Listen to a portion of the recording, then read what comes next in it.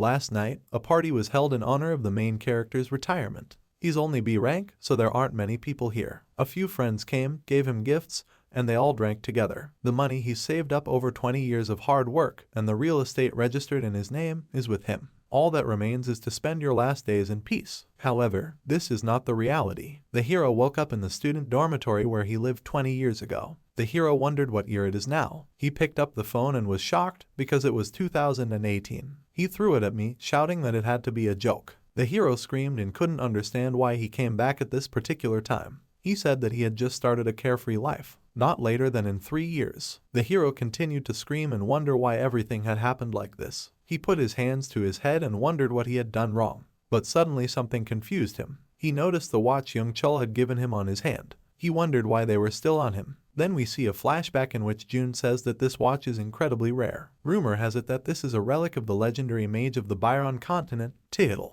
The hero wondered if they had brought him back. Lim remembered that last night, before going to bed, he had turned them over and studied them. Suddenly, someone started knocking on his door and shouting about why he was making a noise. This someone was aggressive and wanted Lim to come out. Lim remembered that there was an annoying guy who lived next to him. This person is the son of the owner of this dorm, so he pretends that he is also in charge here. Every night, he hosts karaoke parties and booze parties, and I come to shake money from him before he's awake. This guy asked if Lim was going to pretend that he wasn't home. He said he would break down the door. Even the thought of him was infuriating. Then Lim opened the door and this guy asked why it took so long. Lim opened the door with a smile on his face. The dorm owner's son asked if he was amused. Lim looked and analyzed this guy. He wears pretty high-quality clothes. His jacket is made of monster leather. The guy said that Lim was making so much noise that it was psychologically difficult for him to take it. He said that he had already considered calling the police, but he didn't want to ruin the life of such a young guy. He said that he would turn a blind eye to his behavior if he gave him money as compensation.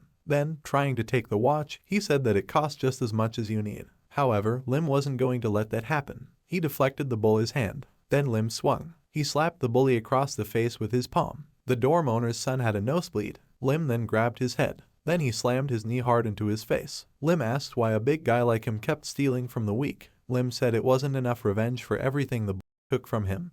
But so be it, Lim decided to spare him. The bully said it was more than enough. However, Lim said before he left that he was moving out. At first, it wasn't clear why he had been brought back to 2018, but it was at this time that he woke up when an accident occurred on the construction site. Then Lim injured his knee, which after all his life caused him pain. It's nice that there's no injury right now. He decided it was time to wake up. Lim had been controlling mana for 20 years, so he figured it wouldn't be difficult. He said he wasn't eating well and lacked muscle mass. Lim wondered how anyone could even go to work with such a body. Suddenly he wanted to eat and decided that he needed to outbid. But no matter how much Lim looked, it was all construction everywhere. Now he understood why no one had noticed the lesser gate opening. Because of the sudden appearance of monsters, many people died here. Suddenly, someone screamed. A portal opened right in front of the hero. People were running away in a panic. A wild speckled red dog ran out of the gate. A monster with sharp fangs. The old man who was running by said that the fox should run away from here. Lim realized that he had returned to a hideous moment in time. He started looking for a weapon. Then he saw the claw hammer lying on the floor. He quickly took it and returned to the gate. He heard someone shout. It turned out to be a small girl surrounded by wolves, who screamed and called for help from her father. The wolf was about to tear it open. However, suddenly Lim managed to pull her out of there. He covered her with himself and ordered her to run to her father. The wolves pounced on Lim. The hero also did not stand still and decided to attack them. Then he slammed his weapon down on the wolf and it started whining. The second wolf wanted to attack Lim from the side. However, Lim reacted quickly and swung a low blow straight at the wolf's jaw. After that, he swung once more. Then he struck another blow at the wolf. He exerted some strength. With this punch, he threw the wolf several meters away. Suddenly, in the middle of the battle, he was hungry again. He said he was hungry and then asked why there were so many wolves. Lim told the wolves something that shocked them. The hero said that they are so plump and look delicious. The wolves were scared. He said that he remembered eating their meat and it was delicious. Lim thought that was great, since hunger would help him get rid of the wolves faster. Although Lim was 20 years younger, at this age, he didn't have as good abilities as when he was 40. But his knees didn't hurt at all. He dodged the wolf's attack and jumped over it. Lim then delivered a crushing overhead kick. However, as soon as he knocked out one wolf, another one also appeared. Lim exclaimed that there was no end to them. He realized that one claw hammer couldn't handle them all. Lim then picked up the watch. He used his watch like brass knuckles and hit the wolf with it. After the impact, they remained unharmed, and then Lim realized that this is a very strong watch. He wondered how many wolves were left. He saw that there were about 10 wolves left. Then suddenly the police came and told everyone to follow their instructions. Lim was glad that they had finally arrived. Then he noticed that the jacket was slightly torn. He said it was torn at the first sock and he was upset. Then a man came up to him and thanked him for saving those people. He asked if Lim could give his name and place of work so they could send the reward. He said that he was Lim Dae-In, but he wasn't working anywhere yet. He said that he hadn't been registered as a superhuman yet either, as he had only woken up a couple of hours ago. He asked if there was no other way to get the reward. Lim gave them his phone number. The man thanked him for his cooperation. Lim then said that he would go because he had some business to attend to. He immediately took off somewhere. The man shouted and asked Lim to wait because he still had to interview him. However, as Lim ran away, he thought that his name and number would be enough to contact him. Everyone started discussing that they had found a new awakened one who was about 20 years old. For some reason, the first person to get a call was the Phoenix Guild. Then we see that Lim still went to eat. He ordered beef soup. After tasting it, he was delighted because the soup was very tasty. Suddenly, someone started calling Lim. The hero noticed that this is quite fast. Lim knew that everyone was now looking to hire superhumans. They also saw how good Lim was despite his recent awakening. He calculated and realized that if it was 2018, then 2 years had passed since the last gate appeared. It was then that superhumans with mana and special skills began to replace the police and army, and guilds came to power. Every time a new Superman appears, everyone starts fighting for him. It was at this time that Lim returned. There are a lot of superhumans who are criminals now, and a plan of action has not yet been developed in the event of monsters appearing because some of the 6 disasters are already approaching. Lim realized that he had no choice. He decided that he would use his knowledge of the future to retire in just 3 years, and he will also make sure that it goes well. Messages kept coming to Lim. However, he seemed to enjoy the melody. Suddenly, someone came up to him and asked if he was Lim Dae-In. The hero replied that it was him and in response asked who this man was. The man introduced himself. His name is Kim Gil-soo, and he is the manager of the ruling family's guild. After watching the video of Lim defeating the monsters, Kim immediately wanted to meet him. He was about to offer something if Lim hadn't signed the contract yet, but someone interrupted them.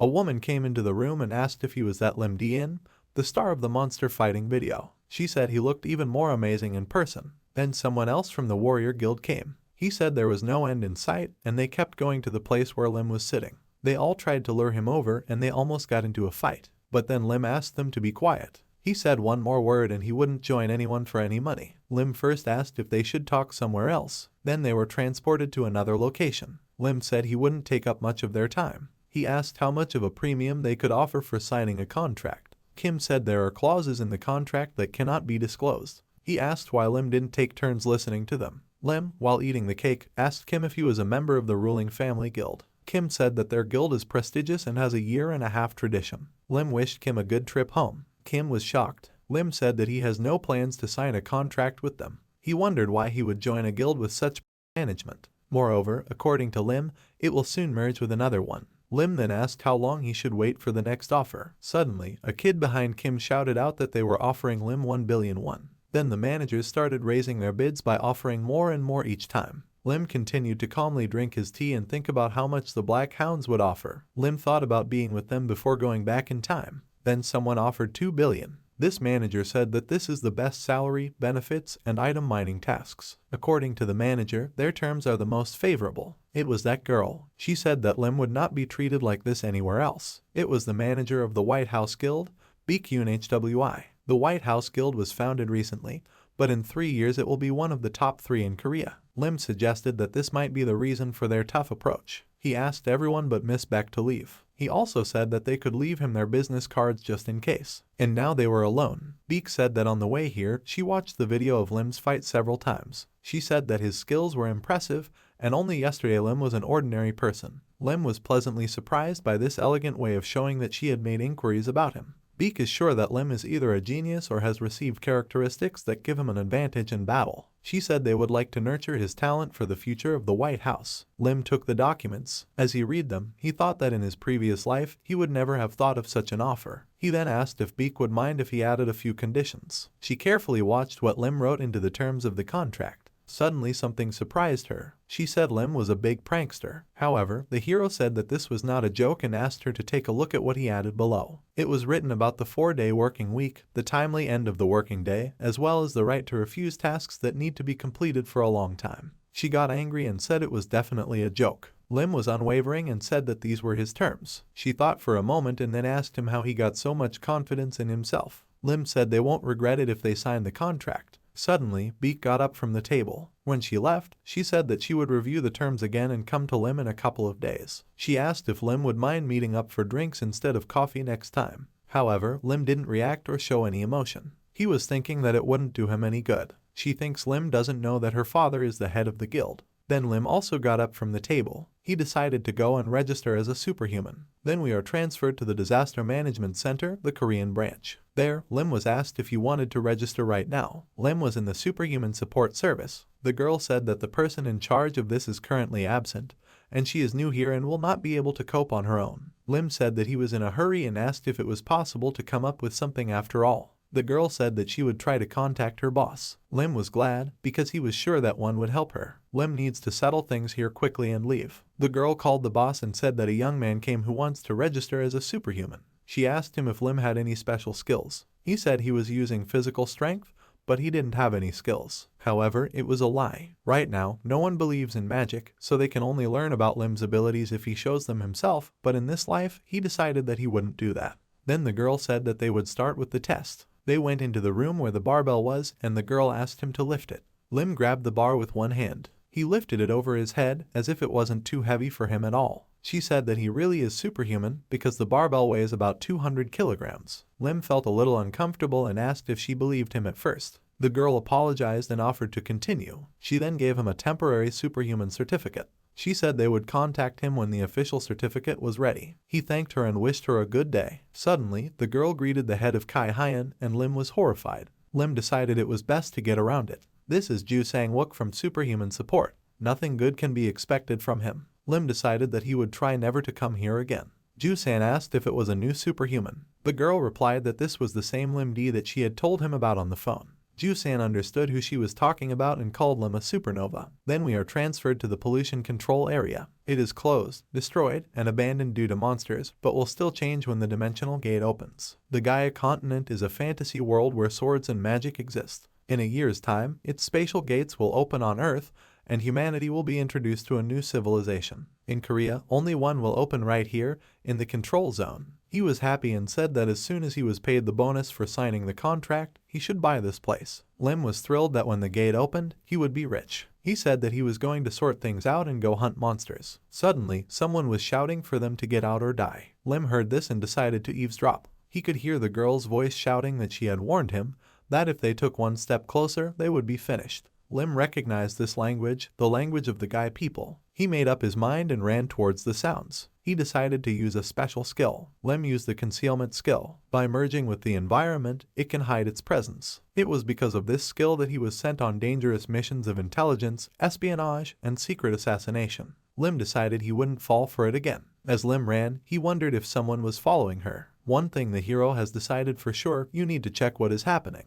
Then we see a little girl with 3 grown men standing in front of her. She shouted that she had warned them and they had asked for it. In parallel, she was trying to form a fireball, but unfortunately, it didn't work out. The men who saw it said it was awesome. They said they would pay for it as much as they asked. Based on the fact that the girl speaks the Gaia language and uses its superpowers, Lim assumed that she was a refugee. Of all the people, she wasn't lucky enough to come across merchants. The man held out his hands to her and told her to give up and go to them. He said they would buy her food. Lim noticed the tattoo on the man's arm. It was familiar to him. This is worn by members of the Red Snake criminal group. Lim wondered if they were trading too. Lim knew that he didn't have much mana left, so he decided to stop using concealment for now. Lim hadn't seen any traffic police in a while, so he wondered if it was worth saving her. Then the hero took out a knife. He made a sudden lunge and hit the criminal right in the back. Lim then quickly cut the throats of the other 2 criminals with a deft flick of his hand. The little girl was shocked. Lim coughed, then asked if she was from the Gai continent. Lim said he had a question. She was surprised that he could speak their language. Suddenly her stomach rumbled. Lim asked her if she liked meat. After a while, the girl thanked him for saving her. She promised that one day she would repay him. Lim asked her how many servings she could eat, and he said that he offered to buy pork. However, the girl didn't understand him. Lim then asked her if she had crossed the dimensional gate alone. She said she crossed them alone. He asked her where she had been before and where her home was. However, the girl said that she did not want to tell. Lim asked her how old she was, but she didn't say that either. In the end, Lim didn't learn anything. They were sitting across from each other and the girl asked him to help her. She said she didn't know anything about this place, couldn't talk to anyone, and had almost no energy left. She said she knows how to use fire, but it doesn't come out well. Lim said he was busy, and that it's hard to work as a babysitter. He said he must have a reason to take care of her. Lim gave her a month. He said she could live here just as long. He said he would teach her their language and give her basic knowledge. He made a condition that in return she would be engaged in everyday life and carry out his errands. She enthusiastically asked if she really could stay here. Lim was already worried about that. She said her name was Lily. She hoped they'd get along. For some reason, her name seemed familiar to him, but he couldn't understand it. Then he started thinking about Lily who uses fire. Suddenly, something shocked him. The monster that will burn down half of Seoul in 10 years has flame-colored hair and the ability to control fire. Her name was Lily and she came from the Gaia continent. This fire witch is one of the 6 disasters. He reflected that the girl was very much like her. They are literally like 2 drops of water. As far as Lim knows, the fire witch was abducted as a child by a criminal organization and raised to be the one who would cause a disaster. Lim thought that he might be able to stop one of the 6 disasters. Then we flash forward and see the characters walking through the grocery market. Lim said that he would prepare a special dinner for her today. Lim walked over to the counter and asked the vendor if they had any predator fillets. After the opening of the first dimensional gate, the food crisis began and people moved to Monstratina. Now the supply exceeds the demand, because no one has realized its usefulness, which lies in the richness of mana meat. You can't live without it in the future. The sight of Lily makes everyone sympathetic, so they were given too much. Lim then told her that she needed to buy some clothes. He told her to choose one of these. Lily chose a white and red outfit. She exclaimed that she wanted it. However, Lim decided to do it his own way, and we see that she is wearing a tracksuit. He said it was just right to walk around the dump in these clothes. They bought a lot of identical suits. After some time, the heroes were already at home. Lim said that Lim Dae-In's signature mana-infused dish is for dinner tonight. She asked and discussed if this was what they were going to eat. Lim said that healthy food always looks like this. Lily sniffed the food and said it smelled really good. Lim pulled out the chicken and said that he took it for later, but he thinks they can eat it now. Lily picked up a chicken leg and took a bite. When she tasted it, she was thrilled. She shouted that it was delicious. Lily asked how the chicken could be so delicious. She said that from now on, she would only eat chicken. He told Lily to eat the rest of it, or he'd throw the chicken in the soup, too. After tasting the soup, Lim said it was quite edible. At the same time, he was thinking that just a little more and he could die. Lim was thinking that if he hadn't returned to the restaurant, he would be ordering delicacies at the restaurant right now. It was very frustrating for him. Lily said her tongue was numb. Lim told her not to talk like that after eating everything.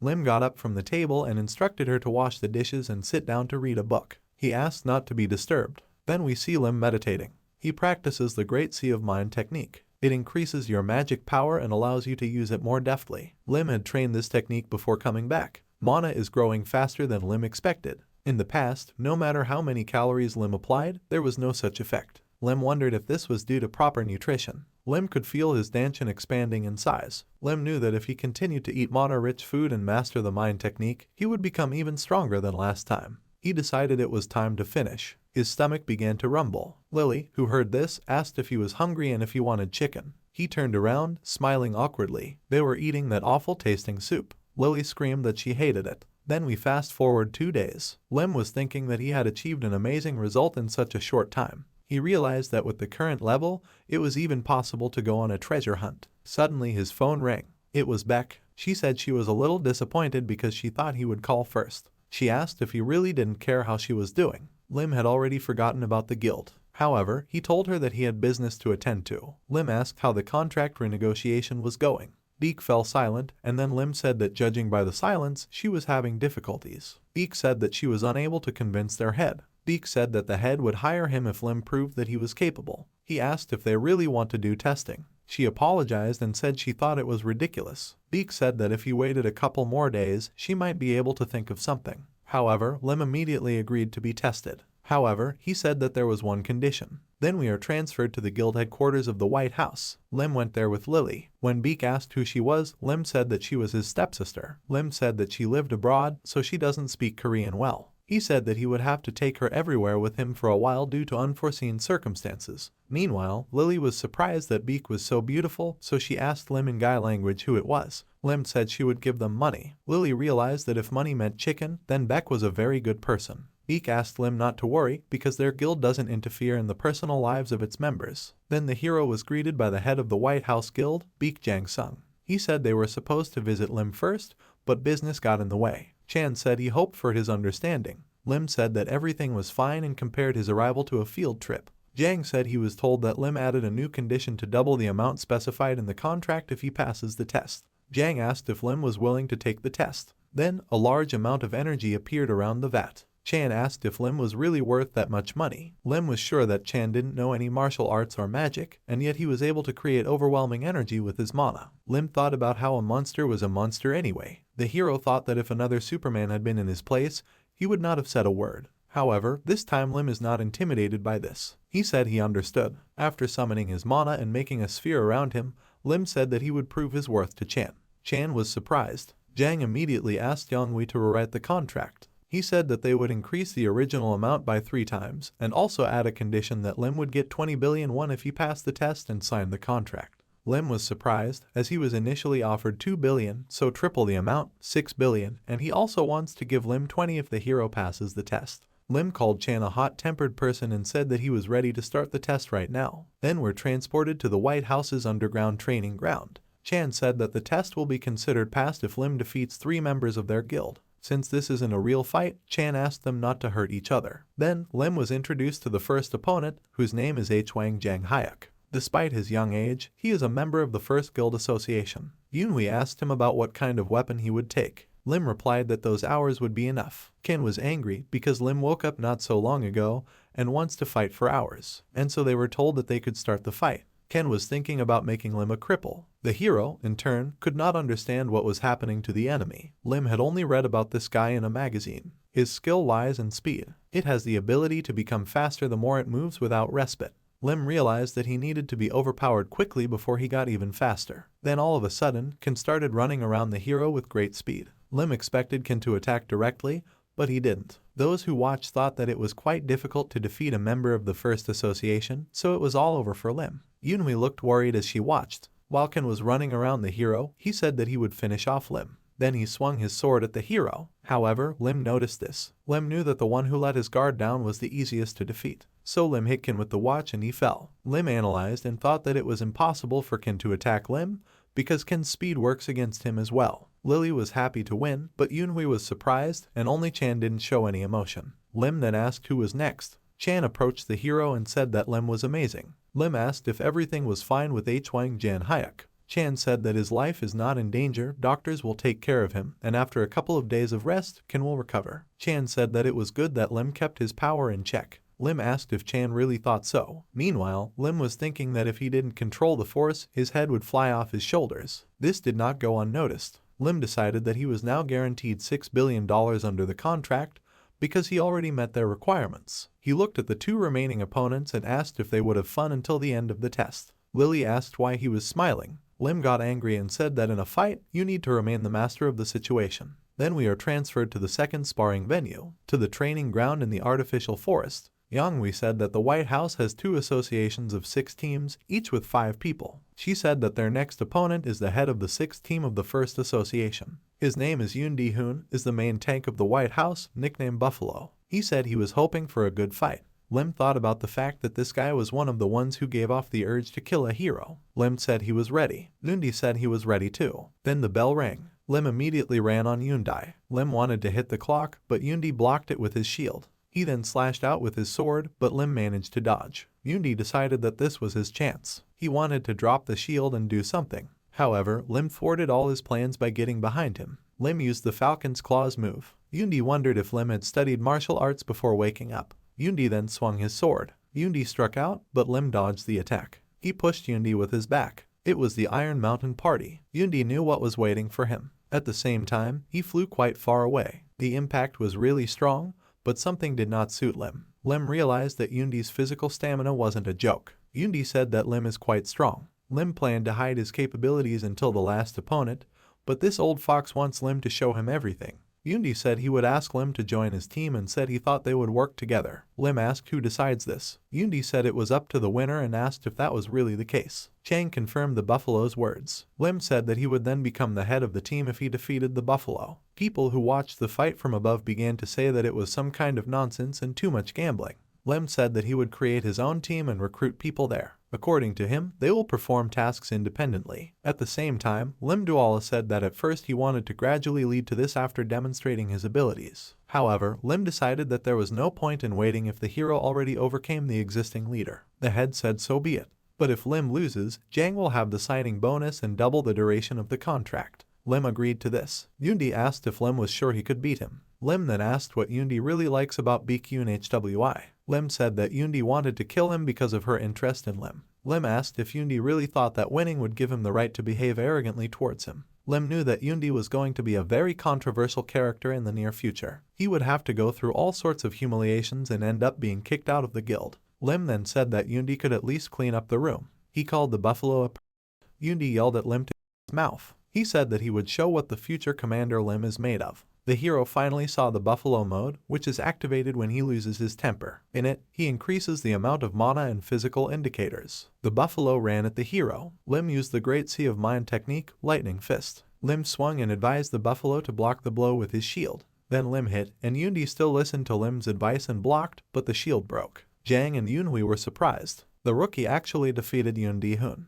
After that, Lim sat down on the ground and said that it was very difficult to earn money. Lim thought about how his body was still weak. He couldn't believe that he had lost so much strength after just one lightning fist strike. Lim decided to recover with his mind technique. After all, the strength will be useful in the next sparring. While Lim was sitting down and recuperating, Young-Hui came up to him and congratulated him, calling him the head of the 7th team. Lim smiled and said it sounded good. Lim was thinking that under the contract, defeating 2 opponents adds another billion to his income. He decided that he could now target all 20 of them. Lim asked who his last opponent was. Then the head said it was him. Jang said he didn't think Lim would beat Commander Dae-Hoon. Chan said with a smirk on his face that he had no choice and would have to fight the last fight himself. Lim was concerned about this. He wondered if he was going to fight this monster. Then Lim suddenly said that he was giving up. Chan was shocked and started questioning the hero about why he gave up. Chan then said that he would give Lim 20 billion for just 5 minutes of fighting. Then he offered $3 billion for every 3 minutes. However, Lim said he couldn't fight anymore. Yoon-Hui came up to them and told the head that it was time to finally sign the contract.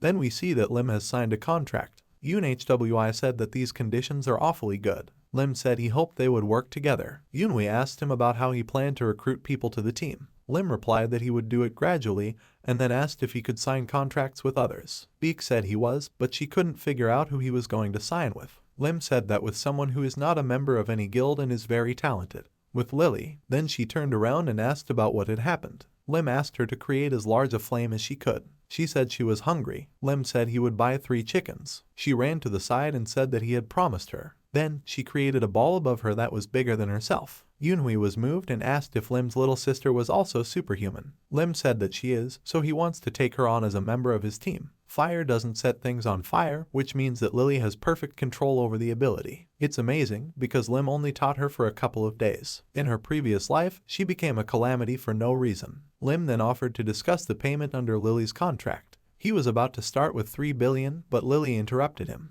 She asked me about the chicken. They did give her some chickens. Now she's a member of the 7th White House team. The contract fee is 5 billion won. This building is owned by the White House. A large company has enough permanent employees to maintain training halls, living quarters, control rooms, and more. As they walked, Yoon-Hui asked if the hero was surprised by their state-of-the-art equipment. Lim said he wasn't the type to be surprised. He thought about how the equipment was old compared to what he saw in the future. Then they went somewhere and Lim said he was impressed. Yoon-Hui said that there's an equipment development workshop here. She said that if Lim needed anything, they would complete the order in a week. He said he had someone to give orders to, but he'd grab a few things from here. He said that he would use these blades for the time being. He decided that this would be enough for the first time. He asked if they were done with the examination. She said it was true. Yoon-Hui said that since this is the first day of Lim, it will end after the meeting with the head. Suddenly, the headman came running to them. He said there was an urgent message from the control room. The head said that all the teams are currently on missions, so he is in a difficult position. Jang apologized for asking Lim about it on the first day, but he asked if Lim could go on a mission. Lim thought about how he had hoped to leave work early today. Then the hero asked where to go. After a while, the hero was already in the epicenter of events. He said that the portal is 10 meters above the ground and huge slugs are coming out of it in large numbers. Lim also saw that many people were stuck to the green slime and couldn't escape. He said that most of the monsters seemed to have been dealt with. Lim asked if it was really worth getting involved. Lim was told that they needed a sample of these new monsters. Lim was asked to bring at least 3 of them and try to preserve their original appearance as much as possible. Lim knows that these monsters will be avoided in the future. Huge stinking slugs. They are weak, but they explode on impact and release a stinking slime. Lily said they smelled awful. Lim replied that he blocked her sense of smell with mana and asked if he could teach her how to do it. He said that it was unlikely to work the first time, but if you practice. All of a sudden, she exclaimed that it had worked for her and that she couldn't feel anything else. Lim didn't even have time to explain. Lily is incredibly talented. Lim asked her to stand still while he caught them quickly. Lim realized that it looked like Nico hadn't been able to get a good sample. These monsters explode with even a small amount of mana, and attacks without mana do not affect them. Then Lim ran because it was time to catch samples. He noticed one slug in the tree. He kicked him first. The slug flew up and wanted to attack the hero. However, Lim used Teichai and used his open palm to spin the slug. As a result, the slug spun up so fast that it lost consciousness from this. Lim said one was ready. Lily, who saw this, was delighted and asked him to teach her what he had just done. However, Lim replied that he would teach you for 100 billion. She exclaimed that she would not agree to such a thing because they could buy so many chickens. Lim said the samples were collected. Lim will hand over all 3 of them to the assembly team and finish the job for today. Yunhui was surprised. She said that Lim could leave, of course, but this was his first assignment. She asked him if he was nervous and if he had any questions. Lim said there was nothing to worry about. According to him, when they arrived, the others had already dealt with almost everything. Then someone approached Lim and asked if he was from a White House. They were 3 men. One of them, the one in red, said he hadn't seen Lim before and asked if he was new. He said he'd heard they'd hired a new guy. He also added that judging by the shoulder strap, Lim is a commander. And then he asked them if they didn't have enough men to put a rookie in charge. He then asked if the move that Lim used was his ability. It was Jang Seok Hyun from the Black Hound Guild. It turned out to be Lim's former boss. The hero told Seok to stop talking and tell him what he needed. Ju said those slugs were always exploding, and they couldn't collect any proper samples. Lim immediately asked if Seok really wanted him to share. Lim said he would refuse. This clearly angered Seok. He asked Lim how old he was for speaking so familiarly to him. Then, the head of the 3rd team of the Warrior Guild stood in front of Juice and suggested that Juice limit himself to words. And in front of Lim stood the head of the 5th team of the ruling family guild. He asked Lim not to be so harsh with his comrades. He said that they would have to meet frequently on the battlefield, so it was better to help each other get better. However, Yunhui yelled at Lim not to give in to them. She said that she would file a formal complaint to the head. Lim had been through this many times before. He knew that if he didn't share, they would try to take the bag by force. He threw them a bag and told them they could take it. Of course, they were happy, but then Lim took a step forward and sat down on the sack. He said they could take it if they could. They were shocked. The ruling family's guild captain said that he was trying to negotiate. Seok asked if Lim really wanted to deal with things differently. Lim whispered to Lily to set the whole place on fire when he gave the signal. She asked if she should burn them. However, Lim said that this should not be done because then there will be a lot of problems. Lim decided that he wouldn't let her become a disaster. Seok then shouted that as a senior, he would teach Lim a lesson. Suddenly, something happened to the portal. A huge slug began to crawl out of it. People were running away from there, and this huge slug came out of the portal. The superhumans shouted at Lim not to interfere. Then he went with Lily to take the bags to the car. They continued to fight the slug, however, they encountered difficulties. The slug started grabbing them. They shouted that they needed to cut off the tentacles first. Yunhui said that Lim should go fight. She said that just one hit was enough for Lim to claim the loot. He told her not to worry. Lim said that they would never defeat him like this. Meanwhile, the heroes kept trying to defeat the hero. They were shouting about the monster slime dissolving slime. Seok shouted at the tanks to back off for now. He ordered them to prepare to attack from afar. They shouted that this monster wasn't like those little slugs. Lily asked them how long they were going to watch it. Lim replied that until they all left. Meanwhile, a man was running away from the monster. It was Wang Guho from the Black Hound Guild, who was nicknamed Muddy. His comrades had all their weapons eaten away, and they were afraid that the monster was crawling towards them. They decided to retreat. Meanwhile, Wang was also trying to run away, shouting at them to take him too. However, his companions shouted for him to use his abilities to escape. The monster had already grabbed Vaughn with its tentacles, saying that it couldn't use its abilities to escape. The monster wanted to eat Vaughn, and Vaughn screamed for help. Lim then asked if they really called themselves Wang's companions. He slashed open the tentacle that the monster was using to hold Vaughn. Lim stood in front of the monster, protecting Vaughn. The hero then turned to Wang Guho and told him that this was not how he should use his abilities. Lim said that if Wang wanted to know what was right, he would have to track him down after the fight.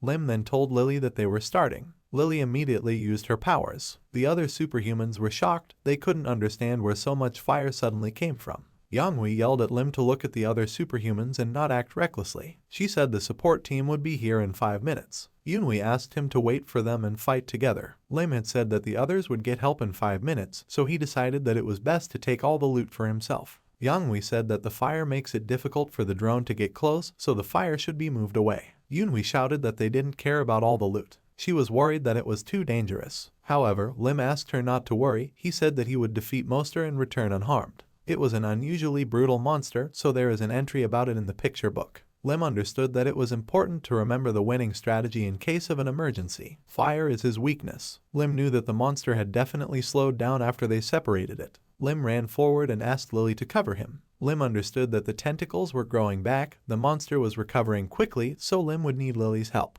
Lim ran around the monster and gave Lily a signal. She used her fire to set the monster's tentacles on fire. Lim said that it turned out great and we need to continue. The monster's tentacles were cut off. Lim knew that when most of the tentacles were cut off, the monster would hide in the shell to recover. The book says that the monster even closes the passage. Lily approached Lim and asked him what they were going to do since the monster had closed down. Lim said they would use what they took from the car. Lim knew that the monster's shell was incredibly strong, so he had to aim at different places. Lim then took the stake. He slammed it into the monster's shell. Lim kept hitting the monster with the stake. The other superhumans couldn't understand what the heroes were doing there. Meanwhile, Wang Guho recalled Lim's words about using his abilities differently. Vaughn wondered if Lim was telling the truth. We are transported back to the hero. He hammered many stakes into the monster's shell. Lim said it was time to move on to the final stage. The nails are driven in, now you need to aim for the center. Lim decided to use the strongest punch he was capable of right now. Lim used the Great Sea of Mind technique. Lim struck out with his lightning-fast fist. Suddenly, Lim was electrocuted himself. This current was also carried between the stakes. As a result, the monster's shell was destroyed.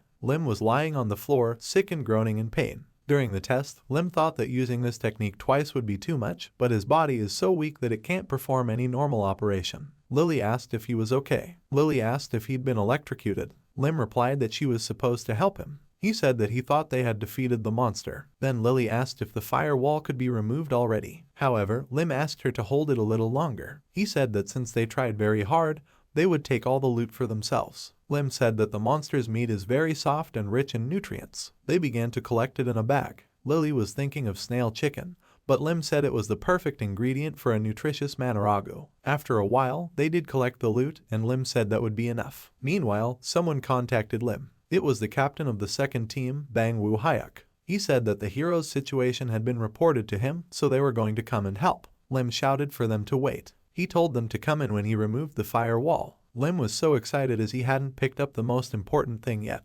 Ban asked if it would be difficult for the two of them to stand up to the slug. He said that he had heard that it was Lim's first day on the job, so he asked him not to overdo it. Lim then gathered everything he needed and said that Lily could remove the fire. And so the wall of fire disappeared. The members of the group were shocked. One of them asked if the commander himself had defeated him. Lim said that he fought to the death and was lucky. Seok didn't believe it. He couldn't understand how Lim managed what all of them couldn't. Lim asked if he could leave the cleaning to Commander Ban. The commander asked Lim not to worry and said Lim could go home. Ban said that if Lim was seriously injured, he should go back to the headquarters because they would treat him there. Lim remembered Yunhui's words that if he got hurt, he would know what would happen, so Lim said that he would rest first. Some time passes, and it's already dark. Lily said she wanted to sleep and eat. Lim said that she also did a good job today. He invited her to eat her fill. Lily was thrilled that this wasn't a dream and there was such a large amount of chicken in front of her. She said she wanted to go snail fishing again. Lim took a sip of his beer, cursed, and said it was worth living for. Lily noticed that Lim said this every time he ate.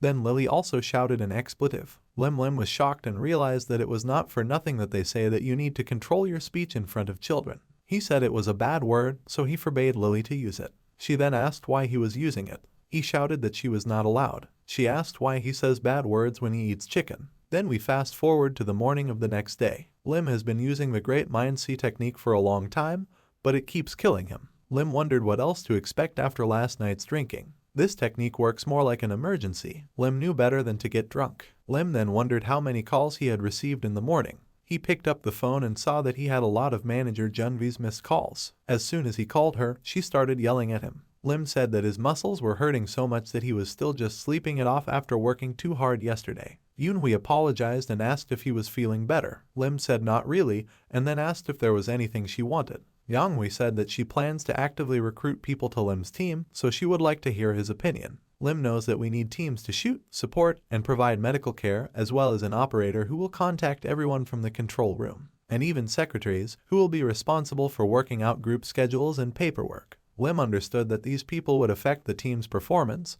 but he asked Yoonhui to choose them according to his taste. He said she was a good judge of character. She laughed and said that was fine because after all, she had hired him. Yoonhui said that if Lim didn't mind, she would call him after lunch. Lim said that he would like to take in one superhuman. He said it was Wang Guho from the Black Hound Guild. He asked Yoonhui to contact him. After a while, Lim called the head of state. Jang allowed Lim to take 3 days off work. Lim wanted to protest and said that he was just a little tired. Jang said that Yoonhui told him everything. Chang said that Lim wouldn't be able to go on the mission until they got the whole team together. Lim thought about it and decided that he didn't mind not going to work for a couple of days. Jang told Lim to rest and not be so stressed out next time. Chang called Lim the future of their guild. Jang suggested that Lim fight together when he recovered. Lim didn't finish listening and asked Lily if she was hungry. Then he told the chief that he would take a good rest. Lily came running and happily asked if they were going to eat chicken. Lim said he made something more delicious. He said that unlike the previous dish, this one is made with fresh and delicious products that have a soft texture, and even with the addition of snail heart, Lim said that it is a special healthy manabludo. Then we see that Lim has made a hell of a snail meat soup. He said the color was weird, but it was healthy food. Lily said that she had eaten a lot of chicken yesterday and wasn't hungry yet. Lim said he was sorry. The hero began to eat his dish and talk about how delicious and rich it was. Lily became interested and asked if it was true. Lim said he would eat her portion as well. However, the girl suddenly expressed a desire to try this dish on her own. He reminded her of what she'd said she didn't want. Lily tasted the dish and was shocked. She said she was so happy yesterday. Lim asked her not to act out the drama and said that the world is full of delicious food. Lily said she didn't believe Lim anymore. The hero said that for dinner they have fried pork belly. She asked what kind of pork belly it was. Lim said it costs more than chicken. She said you could live for it. Lim wondered from whom she had learned to say such nonsense. Lim said that in order to eat delicious food, Lily needs to adjust her nutrition. He said they would go treasure hunting together. The monsters that survived the opening of the first gate chose their own places to live. One of them, the orcs, united in a tribe. There is a relic from another dimension in their territory, and now the heroes are already in the vicinity of the orcish domain. Lim looked through his binoculars and said that this relic must be in that stone statue. However, before returning to time, this relic was found and taken away by the expedition team, but this time Lim decided to get ahead of them. Lim analyzed the situation and realized that there were about 200 orcs in the tribe. The hero thought that his body had recovered thanks to the central crystal, but there were still too many of them for him alone. Lim said he'd get in there, and Lily told him to light the fire when he gave the signal. Lily asked what the signal was. Lim said that if the torch on the other side went out, Lily would have to set fire to the entrance. He said that if she was distracted and didn't see the signal, she could forget about the relic. Lim used concealment and slowly began to advance. Lily also used concealment. Lim knew that there was no one among them who could detect him, unless a stronger enemy appears. Lim saw that the statue was guarded by 10 orcs. Lim was confident that he could handle them alone. Lim took out his knife. Then he saw the leader of the tribe, a mutant orc. This orc displayed incredible monstrous strength during the expedition team's attack. Lim knew that this was a dangerous opponent, so he decided that it was best to do as planned. Then Lim threw a rock at the torch and it fell. Lily realized that this was the signal the orcs were beginning to worry. Then the leader of the tribe ordered something to the orcs. Lim thought that was great because he wanted to take advantage of the situation to quickly destroy the statue. However, something that he couldn't have expected suddenly happened. An orc appeared behind him, and Lim was shocked that the orc had smelled it. Lim was surprised at how strong the mutant orc was. Lim decided to retreat. Lim started running past the flames and the orcs. Lim decided that it was useless to hide now and disabled the concealment technique. While he was running away, Lily asked if he was noticed. Lim shouted for her to run away too. The orcs remained somewhere in the distance. The heroes were sitting around the trees near some ruins. Lim thought about how they hadn't run for long, but were already exhausted. Suddenly Lily said she knew the place. Lim asked if she was here. Lily said it was. She came out of this cave when she went through the gate. She said those strange guys were here. They tried to catch her, so she ran away. Lim realized that when she spoke of uncles, she was referring to the Red Snake people. Lim wondered if this was their hideout. Lim couldn't have guessed that they were settling down next to an orc tribe. Lim praised Lily and said he was proud of her. Lim realized that if he used it properly, he could benefit from it. Then he invited her to go inside. Lily asked if it was necessary. She didn't want to go in there. Lim then told her to hide in the bushes and stay quiet. He told her to contact him if anything happened. Lim then went to the cave himself. After entering, he used the concealment technique. Lim knew that the Red Serpent wasn't a small group. Judging by the guards, this is indeed their secret hideout. Lim wondered why they had decided to settle down with the orcs. He went somewhere and saw that there were people in masks doing something, but the hero did not understand what exactly. Lim saw that one of them was holding a white powder in his hands. Lim was shocked. He assumed it was a snake. Snake is a drug made from plants from another world. In the past, many people have fallen victim to addiction. They went crazy and ended up dying. The police spent years investigating, but without success. Lim wondered who would have known they were hiding in a place like this. Meanwhile, the warden was shouting at people in lab coats to move, saying that if they didn't meet the norm by tomorrow, they would be finished. Lim realized that there were about 100 armed members of the Red Serpent group and about 30 drug makers. Lim realized that there was approximately 50 kilograms of snake in there. Lim didn't know how much it was in money, but it was definitely more than a few trillion won. The supervisor said that demand has increased in recent days and they have a tight supply situation. He said that one more died yesterday, so the production rate has slowed down. This man apologized and said that they were trying to take those who, even if they died, would not drag them down. Lim was disgusted by these people. They were vile creatures to him. Then suddenly the lights went out. They couldn't understand what was going on. Members of the group shouted that they could not see anything and asked to turn on the light. Then someone shouted that the snake was missing. Lim, meanwhile, was walking with a box in his hands, but no one saw him because of the cover-up. However, members of the group noticed traces that lead out. Lim stepped out of the cave. Lily asked if he was finished. However, Lim said this is just the beginning. He said they would be playing catch-up, so he asked Lily to get ready. Lim said that there would be a lot of people running after them, so just don't let them catch them. Lily said it sounded like fun and reached into the box. Lim said it was dangerous, so he asked Lily to hide and not make a sound. People from the group ran out and saw Lim. The hero said that here are the hunters. He once again asked Lily to hide inside.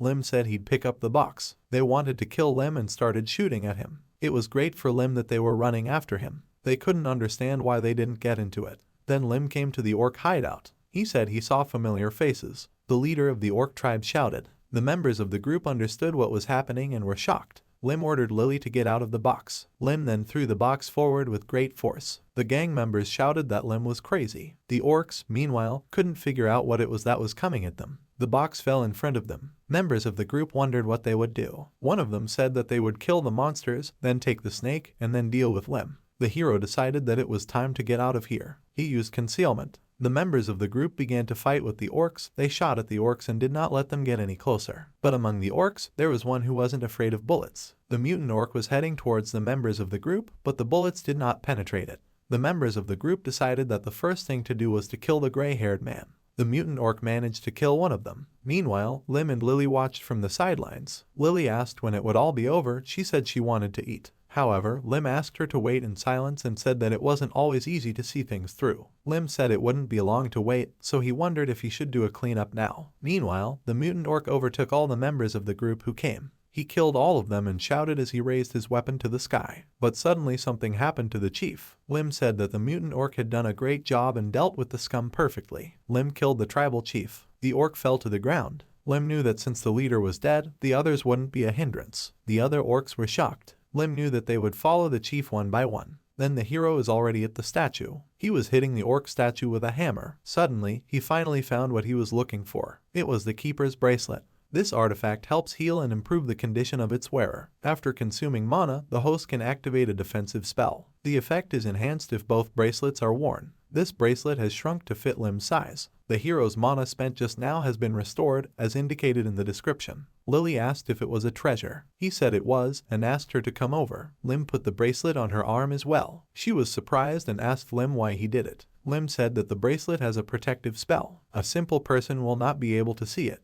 Lily blushed and said they had the same bracelets. Lim asked her to stop talking and just accept the bracelet. Lim knew that she was still weak. Thanks to the bracelet, Lim will be able to track her location, which will be useful in case of danger. Lim put his loot in a bag, including the leader's hide, which would make a decent armor. Lim suggested that Lily have dinner a little later since he still had to go back to the cave. She asked him why he should come back. However, Lim said he would explain later. Lim then asked her to burn everything in the village to the ground. She asked if they would go out to eat then. Lim said he didn't promise, but there would be something delicious. She agreed to his request. Lily started burning down the village. She viciously shouted that she wanted a delicious meal. Lim was shocked and thought that if he starved her, something might come of it. We are transported to the cave and see how members of the group shoot at Lim. However, the heroes are protected. Lim showed her the shield that the bracelet creates. He said that once Lily was free, he could do it any way he wanted. Then Lily said that you can just hit them with a shield, and then she threw the shield at the members of the group. Lim was once again convinced that Lily was very talented. The last member of the group remained and he begged for mercy. He said that he would tell the heroes everything about their group. However, Lim said he wasn't interested. The hero asked about the location of the safe. We skip to events an hour later. The heroes come out of a cave that is on fire. Lim thought it was a good secret place. In addition to the money, Lim received a lot of items. Lim said that if Lily was done blowing up everything, the shield could be removed. Lily said that the members of the group can run away. Lim asked her not to worry and said they had nowhere to run. There are about 35 Red Snake members and drug manufacturers left. Lim decided that he would not kill them, but he would not let them go so easily since they were involved in creating the serpent.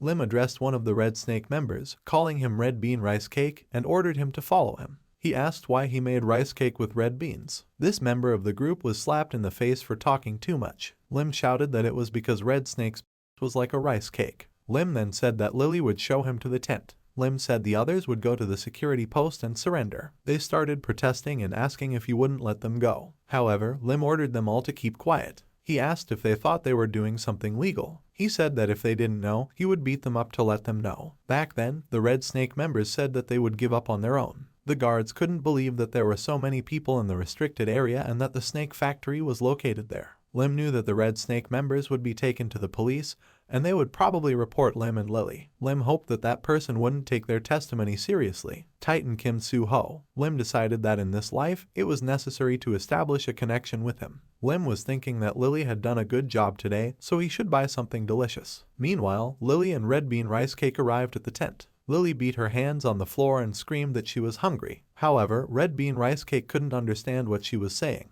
Lily kept shouting that she was hungry. After a while, we see that Lily is not happy about something. She said that Lim had promised her a meal that tasted as good as chicken. Lim said it was actually delicious. Lily said it smelled quite the opposite and looked like a mess. Lim gave something to the Red Bean Rice Cake. Rice Cake understood Lim and told him to leave it to him. 2 pork breasts cooked to perfection, fried garlic and some seasonal green olives wrapped in a sesame seed salad, and a piece of lettuce to be eaten in one bite. Lily was delighted and said it was incredibly delicious. Lim said that her food was falling out of her mouth, so he asked her to chew and then talk. Lily was delighted to say that the longer she chewed, the better it tasted. So 4 days passed, and it was time to work hard. In the meantime, Lim bought the land next to his tent with the money he received from the guild under the contract. The seller then said that the land was cheap, but still asked if Lim was sure he wanted to buy 10,000 pyong. Lim said that you never know what will happen in the future. Red Bean Rice Cake, whom Lim brought, thinking that it would be useful, started building a log house. Rice Cake said that for 3 years he will be engaged in construction, cooking, cleaning, and other things. He said that all the work was on him because Lim had given him a chance to start over, so Rice Cake decided that he would continue to live by honest work. Lim told Rice Cake to work hard for the next 3 years. Lily said she adored him because he was a great cook, and Rice Cake the eunuch. Lim hit him at certain points in the bloodstream so that he couldn't escape. As long as martial arts weren't available to him, he wouldn't be able to fix it. Lim plans to use him as a labor force for 3 years, then give him some money and let him go. We are moving to the guild headquarters of the White House. There, Yonghui said that she would be the temporary assistant of the 7th team. She said Lim was new, so he needed an experienced person. Lim asked if she was sure she would stay temporarily. He asked her if she was sure she would put in someone to replace him later. Yunhui said that of course she would, since she's a busy girl. Yunhui said that Lim's official assignment will start tomorrow, and today he just needs to memorize everything that is written in these documents. Lim thought about how he should have rested more during those 3 days. Lim saw there a mission to destroy the gate. He said that there is a clause in his contract that he will not take on tasks that take up a lot of time. Yonghui said that the task came to them from the government a couple of days ago. She said that there are 4 guilds participating, so the government estimates that the cleanup will take 3 days. She said that the Lima team is the only one with a place on the schedule, but Lim knew better than to trust the government's calculations. Monster gates are divided into 2 types. There isn't a type, they are closed after monsters come out of them, which is easy enough to kill. But there is also a B type. These gates don't disappear after monsters come out of them, which may not come out at all. In this case, someone must go inside, kill the monsters and destroy the core to return. Lim suddenly recognized the place. This is one of the most disastrous gates since the first one, Labyrinth of Fallen Spirits. Before going back in time, Lim was an instructor and always mentioned this dream for its infamous fame. If Lim had taken part in this mission back then, he would have died. Yunhui said that they had a run-in with another guild recently. She asked if Lim wanted her to pass on the assignment to someone else. However, Lim refused and said that the 7th team would deal with him. Yunhui then told him that no matter what happened, he would remain calm and not lose his composure. He said he understood her and asked if she thought he was going to throw a tantrum or something. Yunhui said he was capable of such things. As Lim rode in the car, he thought that to clear this gate, he would need a strong tank. Since the hiring of Wang Guho took longer than expected due to the payment of the termination fee, then Lim will have to go after him himself. And then the car pulled up in the right place. The driver got out of the car and bowed to Lim, asking him to take care of himself. However, Lim told the driver that there was no need to do this in the future. The hero said that he was grateful to him for driving him. The driver smiled and said he understood. Yunhui said that Lim was really cool right now. Lim is uncomfortable and strange to be around honest and kind people. Lim prefers to be in the company of aggressive and rude people. For example, the guys from the Blackhound Guild that he worked with in his previous life. Then we see that the heroes were met by Kim Hyun-T from the Blackhound Guild. He introduced those who were standing with him. Wang Guho was there, as was the captain of his team, Jang Seok-Hyun. Lim said it was nice to meet him, too, and then they shook hands. Kim said he'd heard a lot about Lima, and now the heroes are already sitting at the negotiating table. Kim asked if they really wanted to take Wang in. Kim said that Wang is a valuable employee. It was Kim Hyun-T, the younger cousin of the guild head and the one who does all the dirty work. Lim knew that Kim could set outrageous conditions for canceling the contract. Yunhui said that they understood the Blackhound Guild's position on this matter. Junmi was about to say something about them wanting $5 billion to cancel their contract, but Kim cut her off. He said it wasn't $5 billion.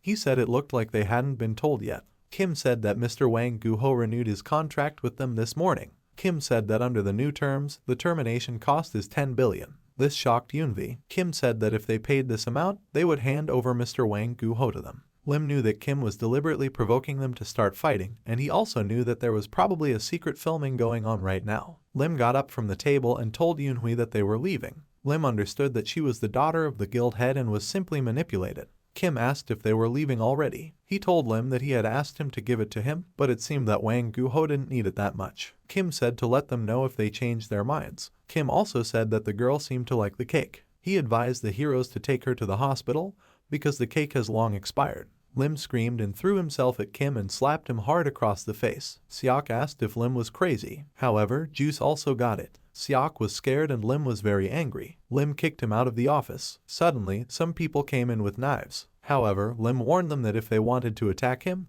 they should think again. Lim asked if they were sure they were stronger than Jang Seok-Hyun. Lim said that he was tired of this nonsense. He ordered to call the head to him. At the same time, Lim was thinking that since they were so eager for him to fall for the provocation, then let them have it. Yunhui said that even if Lim was angry, there was no need to treat them like that. However, she looked happy. Lim asked if he was imagining it, or if Yunhui looked happy. Lily asked why Lim beat up the people who gave her the cake. Lim said she had nothing to worry about. He told her to just not eat what strangers gave her next time. He said that from now on, he would ask Rice Cake to give her the breaks. Lim thought that they must have lied about the cake since Lily was fine, but that didn't matter anymore. The hero approached Wang Guho. He told him that they would talk later, thus scaring Vaughn. Suddenly, the heroes felt something and were surprised. Lim understood. Judging by the murderous energy, the guild leader was coming here. This is the Demon King, Kim Tae-jin, one of the first awakened ones. Jin asked if they had called him. He said he was waiting for an explanation. Lim thought about Jin acting like he didn't know what was going on here, even though he was watching through the cameras. Lim said that they did call him and he wants to explain something to Jin, but before that, he wants the others to come out. Jin said Lim was a loyal companion, and according to him, it's good if he is ready to take full responsibility. Lim asked Lily to follow Yunhui and wait for him at the headquarters. Lily asked if she could burn the place down. Lim was shocked and asked her not to be. He said that if he played with fire without his permission, he would never get fried chicken again. After a while, everyone came out and they were left alone. Lim asked Jin what he wanted from him. Jin said Lim was smart, so he decided to ask directly. Jin asked if Lim would like to work for him. Lim asked if Jin wanted him to join them. The hero said that to do this, you will have to pay a huge amount of money for the termination of the contract. Jin said that he wasn't asking Lim to leave his guild. He said Lim could continue to work for the White House and just occasionally pass on information to him. Lim asked if Jin was asking the hero to spy. Jin promised that the payment would be generous. Jin suggested that Lim read the contract himself because the offer, according to Jin, is great. Lim asked about what would happen if he refused. Jin said that then Lim would have to pay for what he did here. Jin said that if he went too far, Lim might end up losing an arm or two. In the end, we see Jang yelling at Jik to get Lim Dae-In back. Chan was standing outside the guild with a gun and shouting that if Jin didn't do it in 10 seconds, Chan would break in. Chan was just counting when Lim appeared behind him and asked the chief what he was doing here. Chan was surprised. He said we said Lim was locked up there. Lim said that he offered them his sincere apologies and they accepted them. Lim said they seemed to have been bribed by his sincerity. Then we are transported back to the moment when Jin threatens Lim. The hero asked permission to note, before the head continues, that his relationship with his daughter-in-law is quite close. Lim asked if there would be anything if it became public knowledge. Lim said that due to the nature of his relationship with his younger brother's wife, if it was permissible, Lim could investigate it himself. Jin was angry and asked how Lim knew about this. Lim said that if Jin wanted to keep the secret, he should consider his offer. Lim said that first they should release Wang Guho without paying the termination tax. Lim also said that the amount for his silence was written here, and then handed Jin a piece of paper. Before Lim went back in time, Kim Tae-jin had an affair with his younger brother's wife for decades. They were eventually caught. The younger brother and his wife tragically committed suicide, and Jin left the service due to shock. So Lim is sure that Jin will definitely want Lim to keep quiet, no matter what the cost.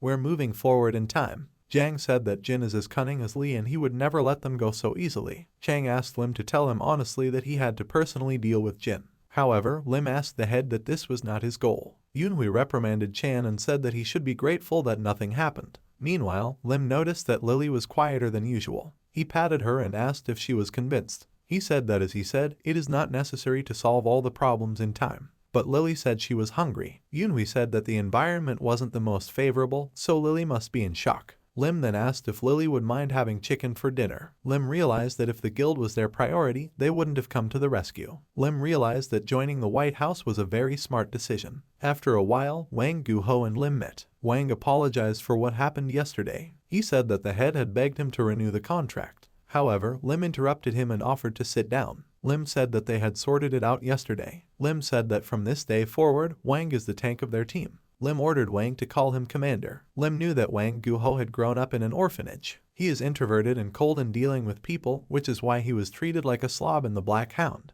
Wang died when the first disaster struck. Wang asked why a serious commander like Lim would choose a tank as untalented as him. Lim said it was because he needed Wang. Wang said he should tell Lim in case he didn't know. Vaughn was about to say something about his specialty, but Lim cut him off and ordered him to freeze. GM Minchel moving fortress. In 10 years, he will become a supernatural hero that everyone respects. GM Min Call was a petrification expert, just like Wang. Lim had seen the piece of rock that Min had created when he was still a child. Lim noticed that Vaughn's body was much stronger. Now that he'd checked it out in person, Lim was sure of it. Lim knew that Vaughn's petrification ability was superior to Ming's. Lim said that in half a year, the van will become the top tank in Seoul. However, Vaughn was shocked and exclaimed that this couldn't be happening. Lim said that Wang called himself an untalented tank, so he gives him a talent that Wang denies. Vaughn was greatly moved by this. Suddenly, Rice Cake came out and said that what Lim asked for was ready. The hero said that it was just in time and ordered to bring it here. It was a soup made from the monster's organs and inner core. Lim said that each of them needed to eat 3 plates. Lim had said that they would be preparing to go to the Labyrinth of Fallen Spirits for 4 days. We then flash back to events 2 days later at the location of the monster hunting mission.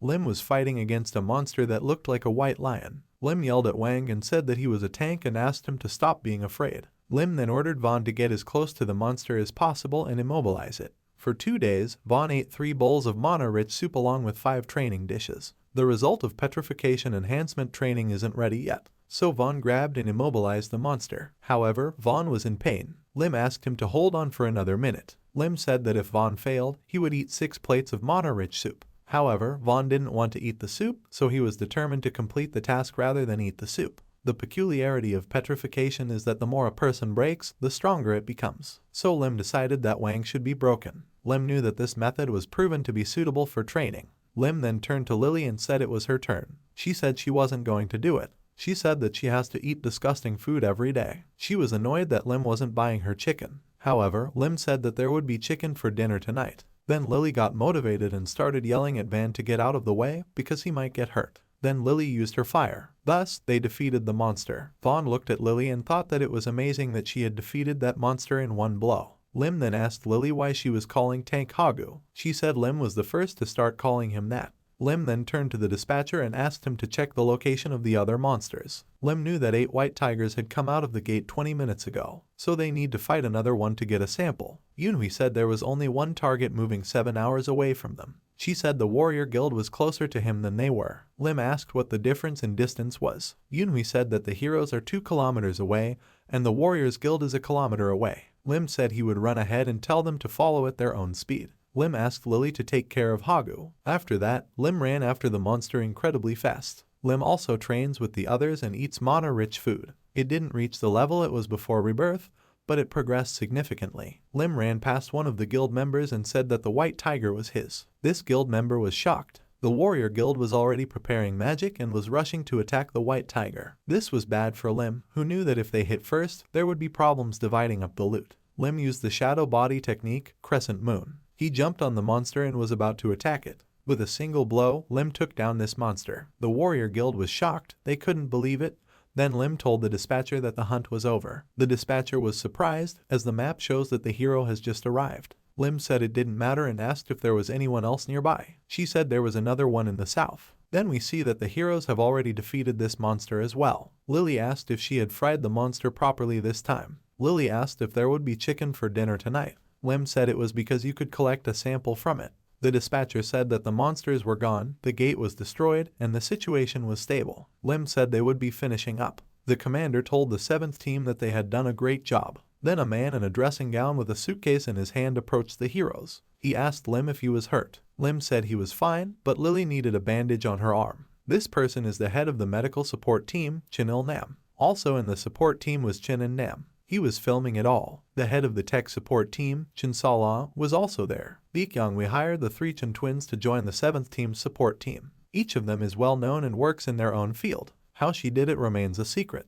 Lim said that they didn't work together for long, so Lim didn't remember their name, so he asked them not to be offended. Lim said that he knows how difficult it is to cooperate with superhumans. He said that when he returned from the upcoming dungeon trip, he would definitely reward them further and give them time off. He asked them to take care of him in the future. The twins were pleasantly surprised. Enim even said that Lim is the best and filmed his speech. Lim knew that when he returned from the labyrinth of fallen spirits, the guild would need to reward him. Of course, Lim must survive a proportionate amount of troubles, but so far without details. The driver said that Lim seems to be popular. Lim said he knew what it was like to serve. Previously, he was the one who followed orders. Lim left the guild because he was tired of it, but the people in his team won't have to feel the same way. We are moving to the guild headquarters of the White House. Yunhui said that Lim knows how to communicate with people, and he's only 20 years old. She asked if Lim was accidentally living a second life. Lim asked her to stop joking with her and suggested that they get down to business, as Yunhui said they had a lot to discuss. Yunhui gave him a list of items they would need.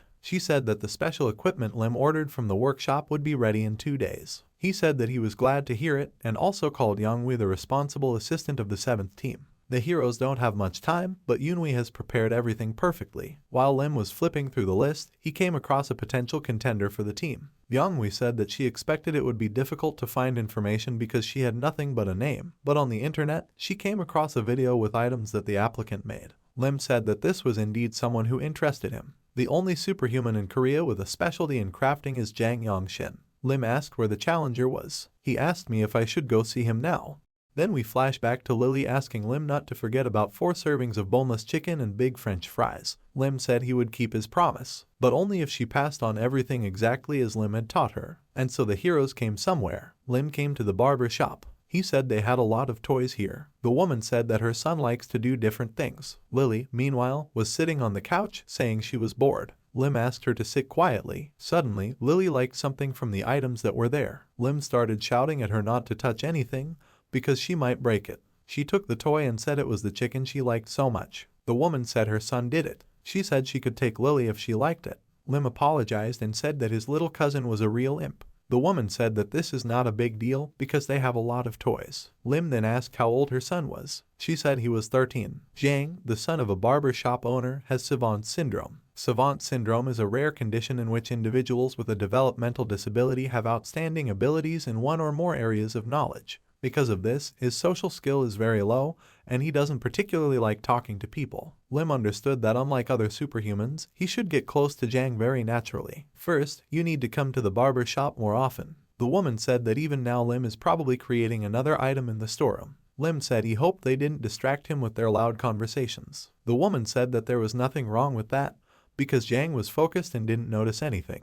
Lim understood that they weren't communicating in whispers, so Jang could hear them if he was superhuman. Lim wondered if it was worth checking out now. Suddenly, Jang came out and asked Mom if everything was okay. The woman was surprised that Jang suddenly came out on his own. Lim realized that since Jang came out right away, he could sense mana, which meant that he was definitely superhuman. Lily realized that it was time to implement the chicken's plan. Suddenly, Lily ran up to him and showed him the chicken and asked if he had made it. Lily said that the toy was insanely cute and asked how he did it. Jang asked if she was curious. Lily said it was amazing and called it incredible. Jang was confused. He said that it was nothing special. Lim could tell that Lily was still a little shaky in her Korean, but she was trying. Craving 4 servings of chicken did the trick. Jang said he could do a lot of different things, so he asked if he could show her. Lily said she'd be interested to see it. Jang's mother was surprised, saying that she couldn't believe he was talking to anyone. Lim was in an awkward position. The hero wondered if Jang really fell in love with Lily. However, then the hero accepted it because they got Jang, who will create equipment for superhumans worth hundreds of billions. Jang became a member of the guild immediately the next day and created battle uniforms. A few days have passed.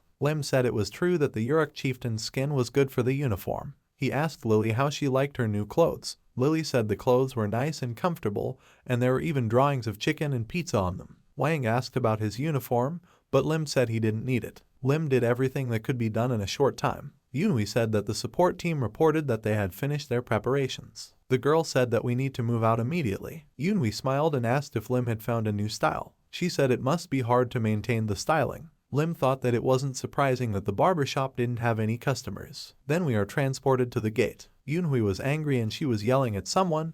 It turns out that the other guild entered first. The man who was standing near the gate said that he let them in because they said that the queue had changed and the heroes would be late. Yunhui angrily asked who told him that. 4 guilds will take part in a joint task. At first glance, it is clear that these 3 guilds are trying to make fun of the heroes. Lim said the showdown wouldn't change anything. The hero said that they would just go as planned. Yunhui said that even if the heroes went now, there was hardly anything left. She apologized and said she should have prepared better. Lim said not to be upset. He said they might be able to find something better, and so the heroes went by car. Lim said that the other guilds had swept everything away. The action takes place 2 hours after entering the labyrinth of fallen spirits. There were also twins in the car. Lim was going to give them a ride, but they missed their chance. At first, the difficulty level of our spirit maze was B, but it grew after several failed attempts to close the dungeon, which ended up being the worst. Suddenly, Lim became worried and ordered everyone to stand. He got out of the car and said there was something there. He ordered Wang to stay put and protect the vehicles. The reason why the dungeon is called the Labyrinth of Fallen Spirits is because it turns people who enter it into monsters. The twins saw it and were scared. They couldn't understand what it was. Lim realized that judging from their clothing, they might be members of the Red Shark Guild. Lim was thinking that they must have been bitten by zombies. They have sharp enough fangs to break through their battle uniforms. Lim knew that this must have happened when they relaxed and let their guard down. Lim assumed that they might have split off from the rest of the guild, so it was a good thing that there weren't so many of them. Lim ordered Wang to show everyone the results of his training. Van was terrified. Lim said that if they scratched them, they would be infected. Lim told Wang not to be a coward, then pushed him towards those zombies. Vaughn said he would try. He collected his thoughts and stopped being afraid. Lim noticed that Vaughn's petrified state was better than during training. Lim asked if Wang understood that he shouldn't kill them. Surrounded by the infected, Wang asked what he should do, but Lim said it was up to Wang to figure it out. Then he began to beat the infected with his petrified hands. After hitting one of them, Wang was overjoyed and exclaimed that he was able to hit it. Lily said she was bored and asked why she couldn't just burn them. Lim said that these people are not only civilians, but also members of another guild, so Lily shouldn't think that it's possible to just destroy them. Lim asked how the support team was doing there. One of the twins said he was already recording everything. Lim said that they were using these materials to claim compensation, as he had asked the twin to film everything properly. The other twin said that he had already finished preparing the repellent suits. Lim said that now they will deal with the infected and put them on. The third twin said that he had brought an antidote that Lim had entrusted to him. The hero said that this is the main thing in such a dungeon. So Lim began to analyze the situation. The members of the Red Shark support team simply went to bed. Lim realized that the others were superhumans, judging by their movements. Lim started knocking out the infected superhumans by slapping their necks with his finger. One by one, he won. Vaughn was shocked. He wondered how Lim could do it so easily. And so Lim knocked them all out. He said they did fine. Lim asked Vaughn to arrange them in a row. Among the items Lim has prepared for his trip to the Labyrinth of Fallen Spirits this time is an outstanding antidote to zombie venom. After being bitten by a zombie, a person has 10 minutes. When the time runs out, the person begins to behave inappropriately, and after half an hour, becomes an obedient warrior who protects the zombie hive. Lim knew that it was possible to determine for sure that more than half an hour had passed since their conversion. Therefore, even after drinking the antidote, they will still have problems with their minds for a while. Lim asked everyone to step aside. He said he needed to concentrate. Lim approached the infected people and said that he had saved them, so they should also help him. Lim was experienced and knew that those who had a talent could focus on it and improve, but as the survival rate increased, people like Lim had to acquire a few abilities. It was for this reason that Lim traveled through different dimensions in his previous life: Gaia Continent, Murim, Underworld, Byron Continent. Lim was able to survive thanks to the magic and martial arts he learned during his travels. One of the things Lim picked up from there is a technique that allows you to control animals with low IQ. Lim told the infected that they would fight alongside them from now on. They were thrilled. Lim said that since everyone agreed, they should start hunting the zombie bees and listen to his orders. After a while, we see that Van is in a suit and he is clearly tired. He said he had caught the queen bee, but there were too many of them around. Lim ordered Lily to burn them and then offered her something to eat. Lily couldn't refuse the offer of food, so she happily obeyed the order. One of the twins said that he didn't expect the Red Shark Guild members to actively support them. He asked if the commander had done anything suspicious with them. Lim denied this and said they told him they would be happy to help to repay him. Lim said that the bug control suit was finished, so we can move on. Suddenly, Lim ordered everyone to stand still because someone was coming. They were superhumans. Lily said they were the guys she'd seen with the slugs. Then we see that Lily is already controlling them. Lim said he hopes they are also grateful and willing to correct their mistakes. Lim couldn't understand what was going on because it was easier than he expected. And so the fourth day in the dungeon arrived. One of the twins said that the monsters made their way to the supplies and ate them. Lim took a look at it and said that judging by the tracks, they should still be around. Lim then gave an order to Lily. She used the same whistle as Lim. Thanks to that, she set everyone they saved against those monsters. Lim was even relieved that she enjoyed controlling these reptiles. The floor was littered with red-eyed poison mice, or what was left of them. Lim knew that he was prepared for different situations, but everything was going smoothly. However, Lim knew better than to let his guard down. He knew that the boss-level monsters were still here somewhere. Then, suddenly, something started flying in the cave. It was a demonic mirror bat. This was the intermediate boss. Lim shouted to everyone and ordered them to prepare for battle. Lim ordered all vehicles to be left behind and Wang to advance. Lim has brainwashed red sharks and warriors, so the mirror won't work on them. This monster shows the illusions of everyone who looks in the mirror, making them his minions. The rest of Lim's team members need to be more careful. Lim shouted at Wang not to look in the mirror. However, Vaughn turned around and said in horror that he was a little scared. Lim and Lily started yelling at him and calling him a coward. Lim asked Lily to make a shield out of fire so they wouldn't pass. Lim ordered everyone to move at least 2 kilometers away. The hero said that he would gather some information and join them. Lim whistled and all the subordinates ran away. Lily asked me if I should burn it all down. Lim said that normally he would have agreed, but for now, he asked her to remove the fire. Lim used concealment. Vaughn was about to say something, but suddenly wondered where Lim had gone. Lim wondered where the bat was. Lim suddenly reached for his throwing knives. He threw one knife at the bat, but he missed, and she saw him. Lim realized that the cover-up wasn't working under him. The bat flies from side to side, not straight. Lim decided that he should step back to see how he was moving. After a while, Lim returned. The twins were overjoyed and asked if he was hurt. Lim said he was fine. The hero said to explain to everyone what to do. There wasn't much time, so Lim asked them to hurry. The bat continued to fly in the dungeon. Lim shouted that the mouse was here, then ordered the tech support squad to retreat.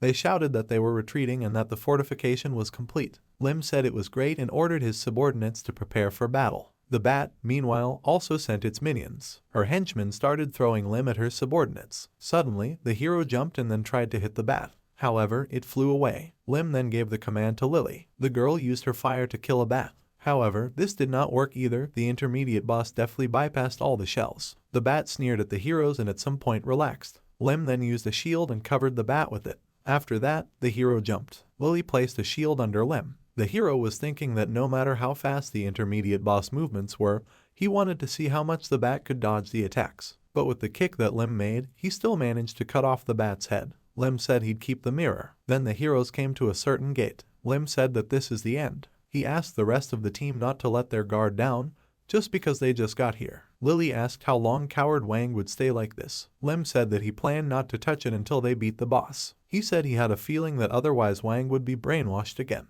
Then we are transported somewhere and see a creature in a raincoat. It turned out to be a cloaked skeleton, its eyes glowing with blue flames. It was a spirit hunter. Lim whistled and all the subordinates ran into this room. The spirit hunter was shocked. Dan lunged at him, telling him that hugs were always welcome. The spirit hunter attacked Vaughn, but the hero was able to block the attack. Vaughn was disappointed and called the spirit hunter a hater. Vaughn blocked the enemy's attack once more. Lim looked at it from the side. He could see that Vaughn was a little timid, but he was holding up well. Lim thought about how this was the moment that Wang Guho had been training for. The spirit hunter realized that he was surrounded. Then he used some kind of spell and signs started to appear on the floor around him. It was a spirit connection spell, a long-range spell that turns those around you into puppets. Lim grinned, knowing that this spell wouldn't work on them. Then the subordinates began to attack the spirit hunter, and he himself could not understand why the spell did not work. The mirror of the defeated demonic mirror bat and Lim's little trick keep them brainwashed, so the spirit link is useless. Suddenly, the spirit hunter was confused by something. He felt that he couldn't move his sword. When he turned around, he saw that Vaughn was grabbing his sword. Wang said that he also liked the spirit hunter and called him a buddy. Lim told Lily that she was coming out soon. The second ability of the spirit hunter is devil summoning. Lim wondered if this was monkey summoning magic and said that he had prepared for it in advance. Then Lily used her fire. The fire raged around the spirit hunter. She asked if she would eat chicken if she burned everything. The spirit hunter was terrified. Lim praised her and said that she would be responsible for destroying the monkeys. This angered the spirit hunter and he threw his sword, along with Vaughn, directly at the heroes. Lim was embarrassed by something. He thought he saw something, but decided to pretend it wasn't there. Lim knew it wasn't his turn to fight. Lim's goal is to safely clear the dungeon with minimal effort. Lim watched it all from the sidelines, watching his subordinates fight the spirit hunter, and he decided that when these bastards had used up their strength, then he would join in. An hour passed. The spirit hunter was already desperate and shouting. Lim wondered if it was time to act, then whistled. The subordinates understood Lim's order and jumped away from the spirit hunter. Lim asked if the spirit hunter was still waiting, and then said that it was time to end it. The spirit hunter exclaimed something. Lim said that he didn't know what the spirit hunter was saying, but Lim understood that the enemy was accusing him of cowardice. Lim said he hoped his words were clear to the spirit hunter. Lim said that some people don't have a choice, they can only live like this. Lim showed the spirit hunter the illusion mirror. Lim knew that he couldn't be brainwashed by the mirror of illusions, but he could let his guard down for a moment. After showing the mirror, Lim used a lightning fist strike. It hit the skeleton and broke through its armor, but the hero was suddenly surprised by something. There was a spirit stone in the center of the spirit hunter's chest. Even high-level magic stones can't compare to it. This treasure allows the owner to perform a miracle. This is also the reason why Lim decided to enter the labyrinth of fallen spirits. Lim said he would put it to good use and thanked the spirit hunter. Lily asked if it was over, but Lim was smiling eerily as he looked at the spirit stone. Lim knew that this was an amazing find. He decided that he could now use transform. Lim thought that if he completed it, his body would become a practical state for mastering the arts, but that's not what Lim is interested in. Lim wants to slow down aging and increase life expectancy so that he can enjoy his youthful body long after retirement, which Lim will reach in 3 years. Lily asked what it was in Lim's hands and asked if it tasted good. Lim said it wasn't edible and she would get sick if she tried it. Lily started to argue and said that he tried to eat it himself. Lim was about to say something, but suddenly the stone seemed to vanish from his hands. Lim was shocked. A stone that would have been worth $1 million at auction if Lim had decided not to use it. Lim couldn't understand why it had disappeared. Lim suddenly noticed something strange when he looked at his watch. Lim wondered if the hands on the clock were moving. Lim realized that this meant that the clock was powered by magic power. Then we are transported to the real world. The 4 guilds, united by the same goal, the task of destroying the gate, should have already returned after 10 days had passed. Experts believe that they were killed. Yunhui watched the news, worried about it, standing near the gate. Then someone came up to her and asked if she was here again. It was her uncle. He said that the second team would return the 7th one intact, so he asked her not to worry too much. It was the commander of the White House's second team, Bang Wu Hayak. Yunhui said that other guilds don't plan to send rescue teams. She said that she knew that Ban's team was capable of clearing an ranked dungeon, but she still asked him to be careful. Ban asked her to rely on them. Then the entire second team stood in front of the gate. Ban said they were moving out. But suddenly, something strange started happening to the gate. Dan shouted to everyone to prepare for battle. However, then the 7th White House team, led by Lim, came out of the gate. Dan was glad to see Lim. Yunhui immediately ran to meet the hero. Running up to him, she threw herself into his arms, which shocked Lim. He asked her why all of a sudden. Lim said that he had a child on his back, so he asked her to let go. Yunhui asked about what had delayed them. Lim said that they were delayed by a couple of unforeseen circumstances, which should not be mentioned in public. Lim once again asked her to let go. However, she shouted that she would not let go because she was very worried. Lim said that he didn't have any strength left and wanted to go home. Lim told her to wait for the recycling application. Thanks to the White House's 7th team, the superhumans of all guilds returned home alive. According to additional information, the gate turned out to be more dangerous than the government thought. The driver said that the whole country is discussing Lim's actions. The hero replied that it was an extra headache for him. Lim asked if the driver had said that it hadn't rained while Lim was in the dungeon.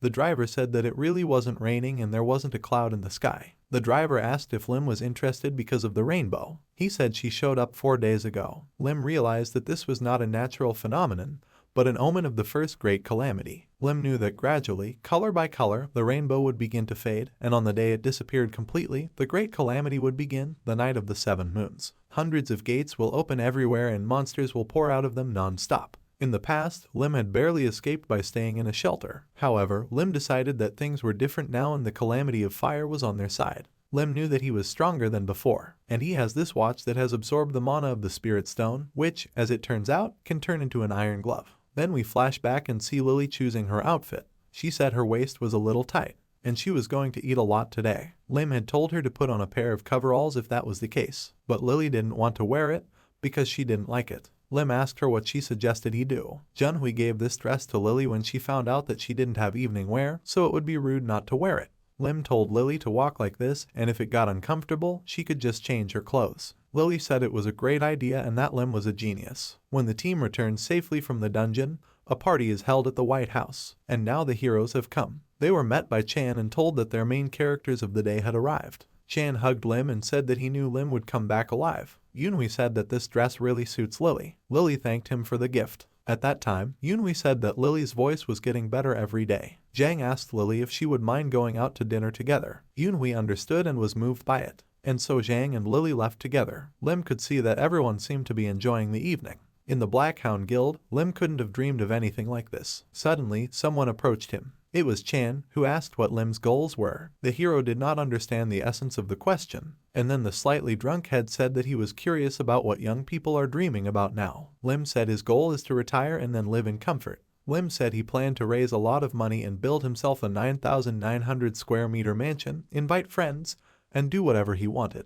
Zhang, Wang, and Yunhui were all shocked. Yunhui said it was a wonderful goal. Wang said that a peaceful life sounds good. However, Chan asked if Lim wanted to become strong. He was about to offer to train with him, but Yunhui interrupted him. At first, Lim planned to avoid the dangers that will occur in the future, but now he has the potential to become stronger and comrades who can be trusted. Lim decided that if they couldn't be prevented, he should come up with a plan to capitalize on them. Chang said that he didn't expect that there was such a beautiful lake in the Forbidden Territory. Chang threw himself into the lake, shouting that his spirits had been lifted by being close to nature. Lim called the chief and the others to spend a week's vacation without losing anything.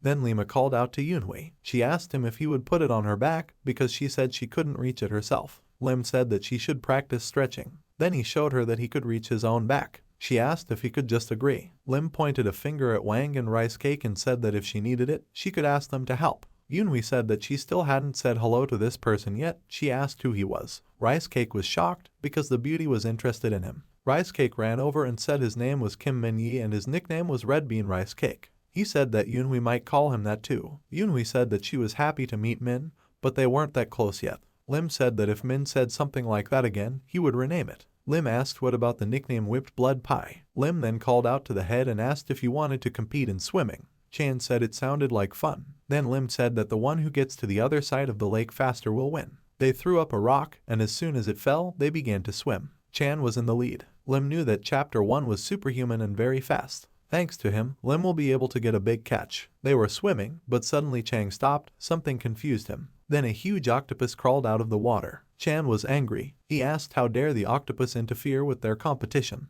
Chan jumped out of the water and hit the octopus. This strike shocked the monster. However, Chan continued to throw punches. Lim was shocked because Chan fights with his bare hands. Lim thought about how he knew it was a good idea to take Chan with him. And so Chan defeated the monster. Lim asked if he was okay. Lim said that he didn't expect a monster to appear here. Jang said he was glad Lim wasn't hurt because the restricted area is full of surprises. He said they had sailed far. Chan was worried about the others, so he said it was best to go back to them and hand this octopus over to the lab. Lim said that he would stop to explore the bottom of the lake. Chang yelled for Lim to come back for lunch. The hero thought that he had already cleared out the area where they were sitting, so no monsters would appear. Lim started to sink to the bottom, using his shield beforehand. Lim was thinking that the kraken had died because it had interfered with them. The real problem is waiting at the bottom. Lim didn't know how deep to go, but there would definitely be a treasure there. Lim continued to sink down. There was some green glow. He finally found what he was looking for. Lim decided that now he could go back to the boys and enjoy his vacation, and he planned to come here later with Lily. But suddenly something went wrong. Lim began to feel a little drawn in. His shield suddenly cracked and broke. Lim tried to swim out, but what was pulling him in was stronger. This was bad for the hero because he said that he would be back soon. Meanwhile, Jang and Lily were sitting together. Jang offered her a drink and told her to drink it before the commander returned and gave her strange food. Lily said she'd eat before he got back. We find ourselves in a cave somewhere. Lim found himself in this cave. The hero woke up and began to hear voices that said that he had woken up. These creatures wondered what to do and whether it was worth waiting for something bad. They turned out to be some small creatures that Lim knows. They asked him who he was. Lim asked if they had brought him here. When Lim woke up, he easily got rid of the rope that bound him. They were shocked that Lim broke the ropes. They thought he would finish them off. However, Lim asked them to calm down and said that he would not kill them. The continent of Nostal is home to magical plants, animals, and fairies. When Lim worked there as a guide for a couple of months, he only met fairies near the clear water. These creatures are snowcaps, one of the representatives of the kind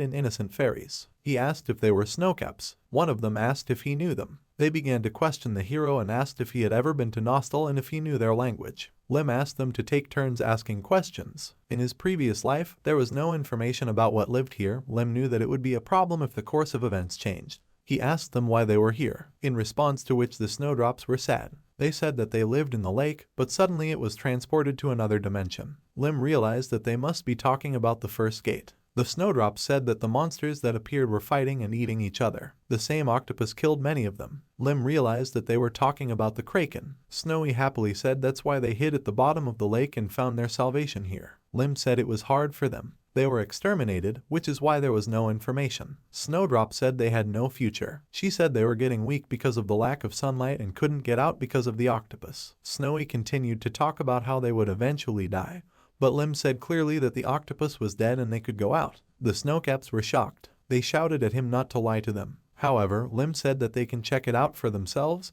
because they know how to do it. Snowy touched Lim's hand with her tail, and the tail turned green. They realized it was true. They began to whirl and rejoice at being able to go outside. They thanked the hero for avenging them. However, Lim was angry. He started yelling at them and telling them to calm down. He said they were making his head spin. He suggested that they go together. The snowdrops said it was great because they were friends now. Lim's original goal was unearthly power. If Lim had obtained it, it would have been easier to deal with the first calamity. But it's guarded by a guard. Lim tried to find out exactly where it was located and got along with the snowcaps. Lim decided that he needed to figure out how much he would earn if he converted this lake into a snowfall theme park. He was thinking that he would probably make a fortune. Suddenly, Snowdrop warned Lim that there was a trap and told him not to step on it. Lim listened to Snowdrop and was able to get around the trap. The hero realized that it would be difficult for him if he were alone. Snowy happily said that they were almost there. She asked him to wait and said she wanted to say hello to their friend. They said he let them live here. Lim was concerned and asked if there was anyone here. He asked them to stop.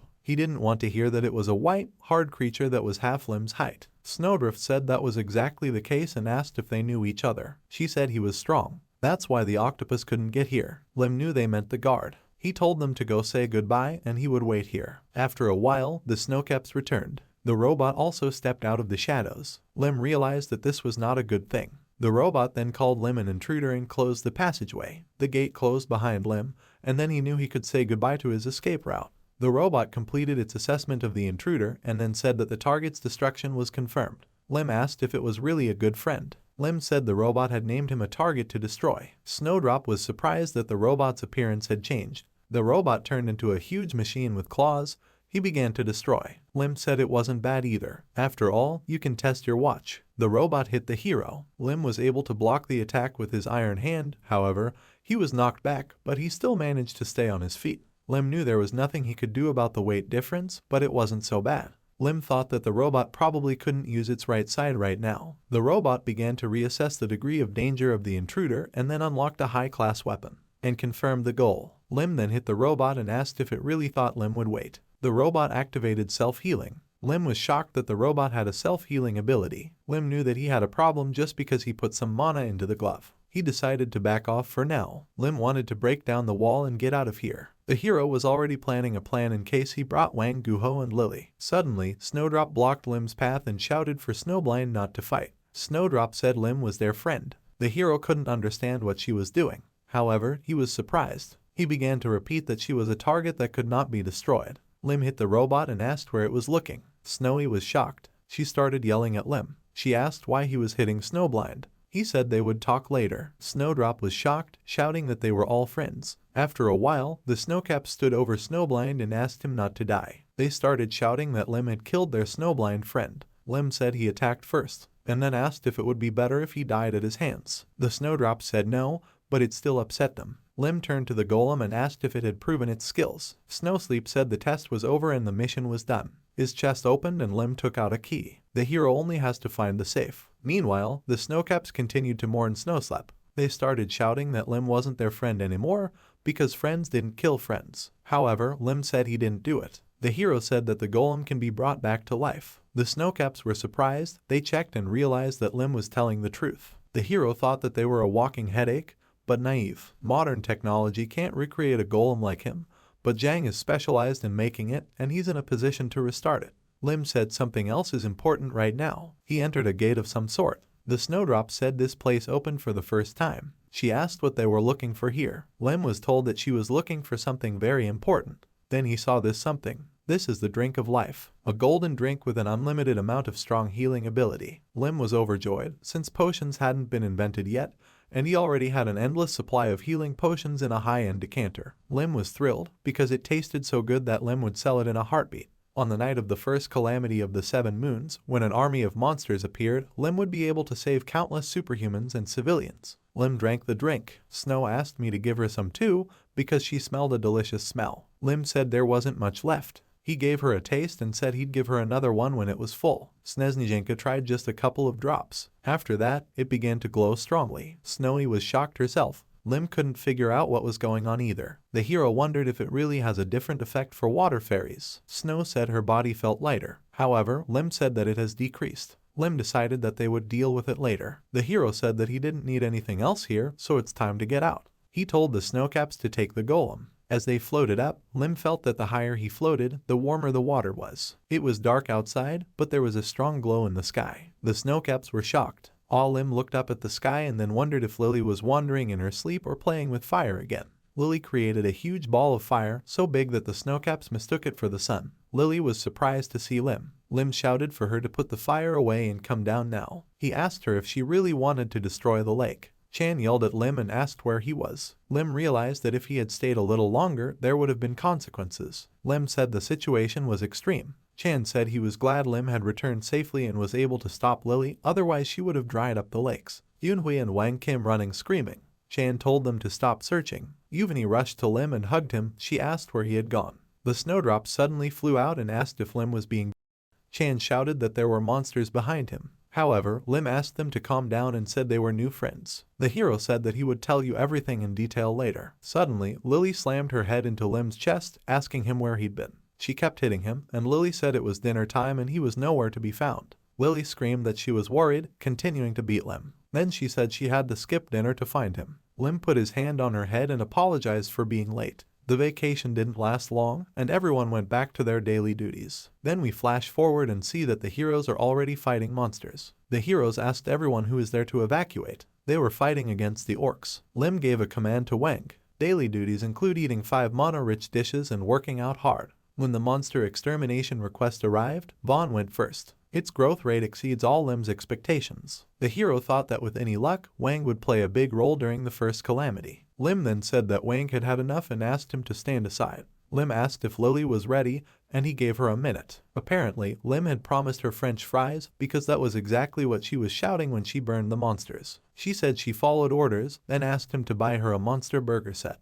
Lim said that she was 5 seconds late, so she would make do with just one thing. Wang asked the commander if he could join him for dinner today. Suddenly, Lim noticed something behind Wang. Lim immediately ran over and covered Vaughn's back. Lim said it was a shadow goblin. He waited in the shadows for the moment to attack. Lim asked what other dinner Wang was talking about, and the hero asked him to get ready. Wang excused himself and said that he would eat something nutritious today and do some extra exercise. Lim thought this was a good attitude, so he praised Vaughn. Lim understood that his abilities had reached the level he had in his previous life. Shadow goblins aren't a problem for him. The mana pool has also increased. If Lim continues like this, he will become even stronger. Then they looked at the rainbow and Lily said there was no red. Lim wondered if the rainbow would disappear in 2 weeks. To survive the night of 7 moons, you need to prepare a few things. Lim knew that it would take firepower to quickly kill the monsters coming out of the gate, a special team to destroy the gate core, and a plan to minimize the destruction of the city. Restoring superhumans' physical strength and healing their wounds is also important.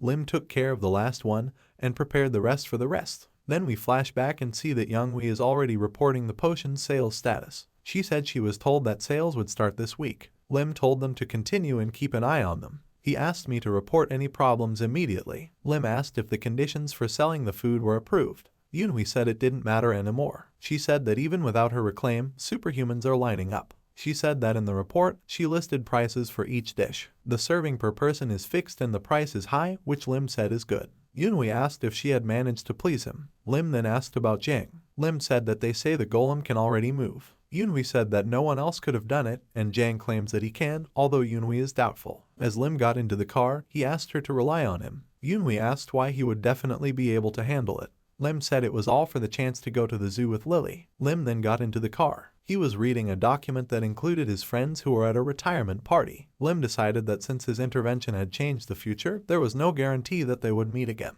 Lim kept the document for himself. Youngwee asked if he needed anything else. She said she wanted to work with Lim more before he went on a week-long vacation. Suddenly, Lim asked the driver how long it took him to get to work. The driver said that the journey takes about an hour. Lim said it was quite far away and the driver was having a hard time. The driver denied it and said everything was fine. However, Lim asked him if he would like to move to an apartment near the guild headquarters. The driver was shocked. Lim asked Youngwee to prepare the driver's quarters. He told her to do it quickly and told her to have enough space for the driver's entire family. Lim said he would pay. Youngwee smiled and thought that Lim was a very strange person. The driver asked what Lim was saying. The hero said that it would be more convenient for the driver. Lim said that he had a lot of money, so he asked the driver not to refuse. The driver was shocked and grinned and wondered if he was sleeping or if it was his birthday. Lim was thinking that if there were potions, then money wasn't a problem. But the hero also understood that you cannot evacuate all your loved ones in this way. Lim knew that he still had a lot of work to do. Then we are transported and see Mina, who wishes the heroes a successful trip.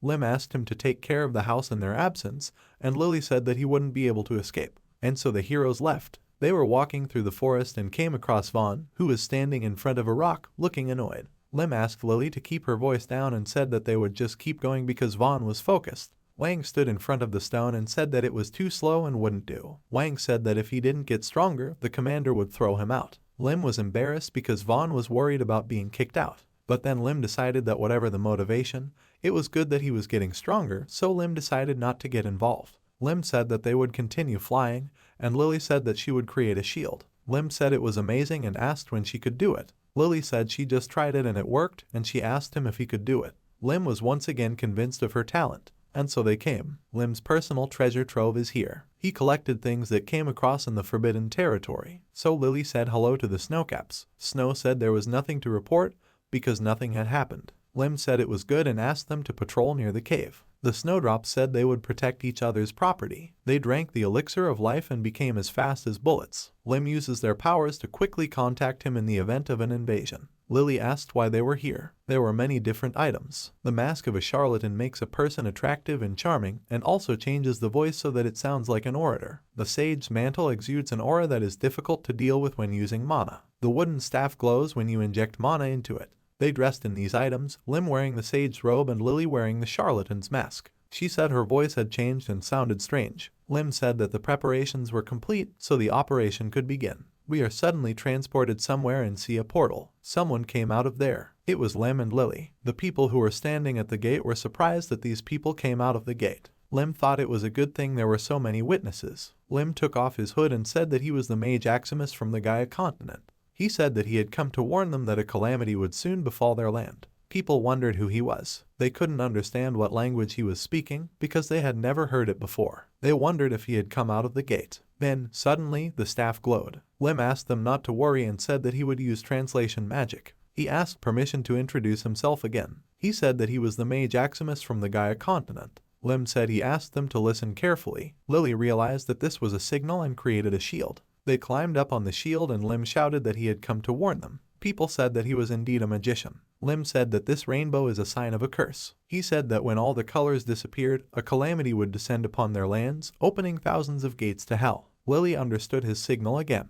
Lim said that monsters and demons would flood the earth and heavens. The living will close their eyes, and the dead will rise. Lim said that they should all unite and prepare for the coming disaster. Lim thought it was great, since he had caught their attention. The special mask makes Lim's voice more impressive, and the sage's robe exudes an aura that attracts people's attention. The staff simply emits light and helps you look spectacular. The police officer then asked how they could avoid this disaster. Lim said that there is no way, because you can only minimize the damage from it.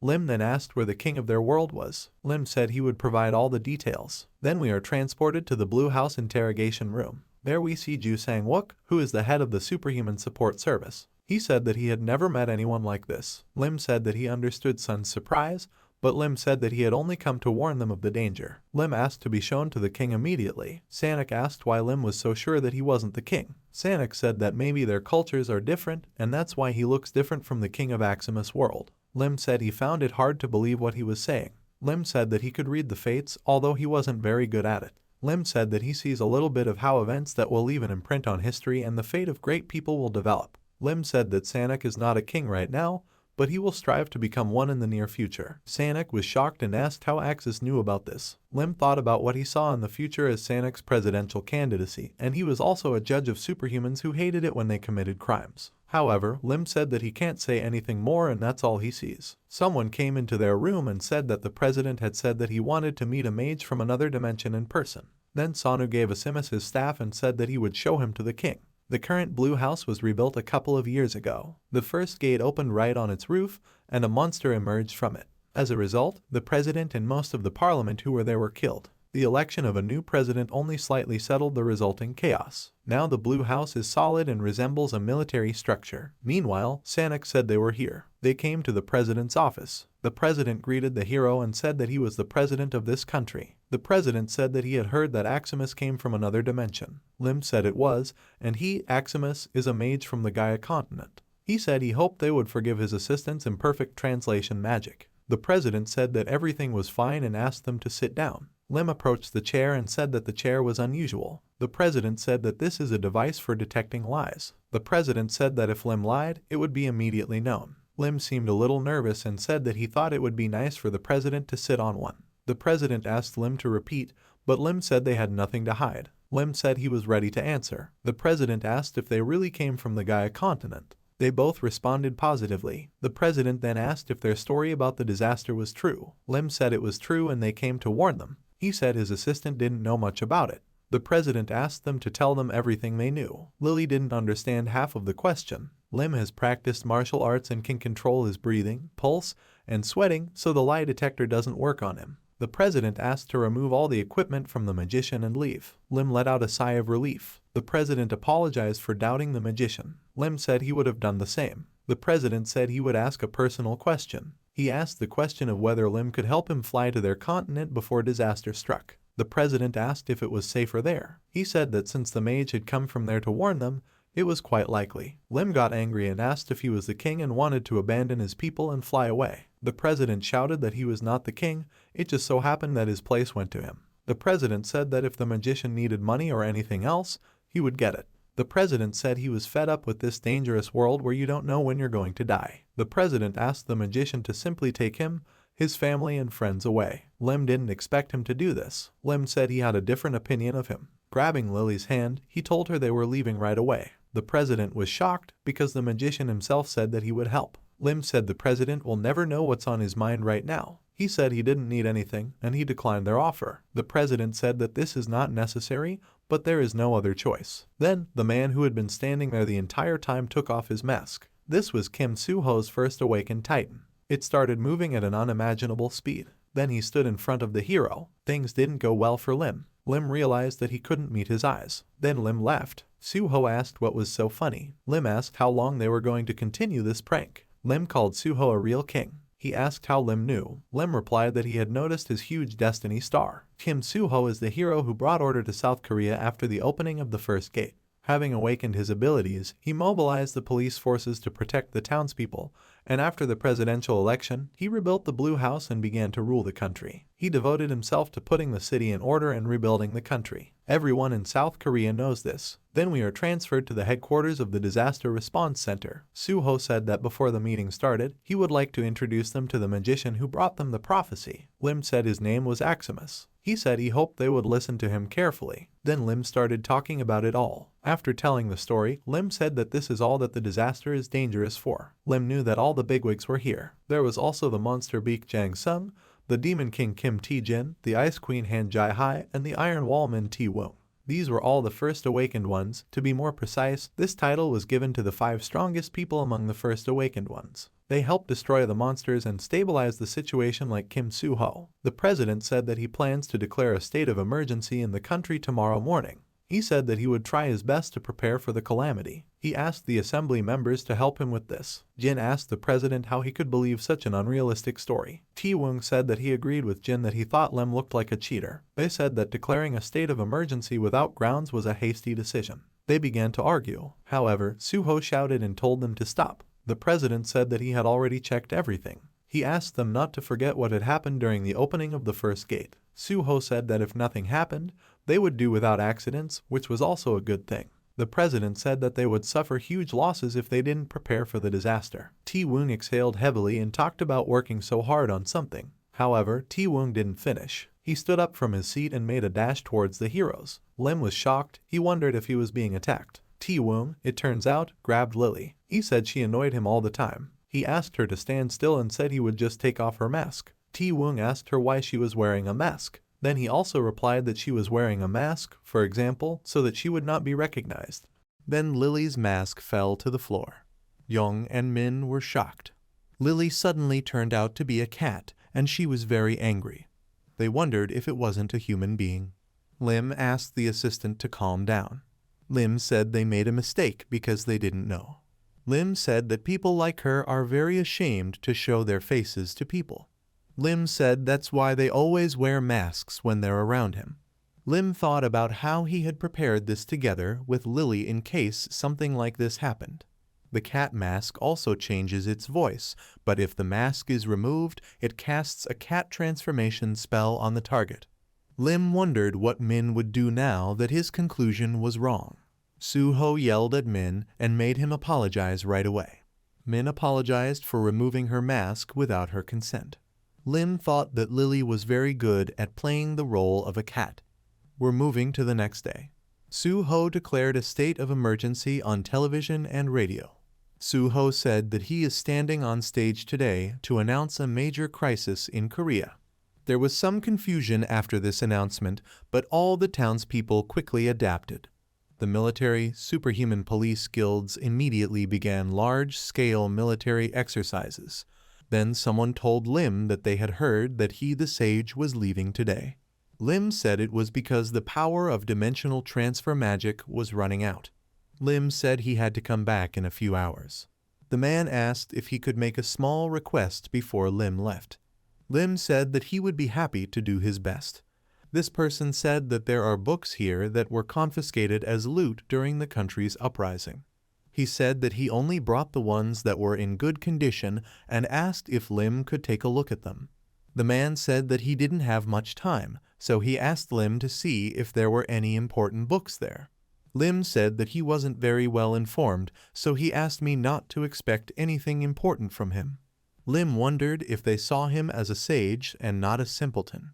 Lim can speak any language, but he can only read the languages of the Gaia continent and the martial arts world, and even then he can only read about martial arts magic. As Lim walked through the library, he saw an interesting book. The hero noticed it and wondered if it was the Sword Emperor's notes. The book was narrated from the perspective of Nangong, the Sword Emperor, who is known in the martial arts world as the Incarnation.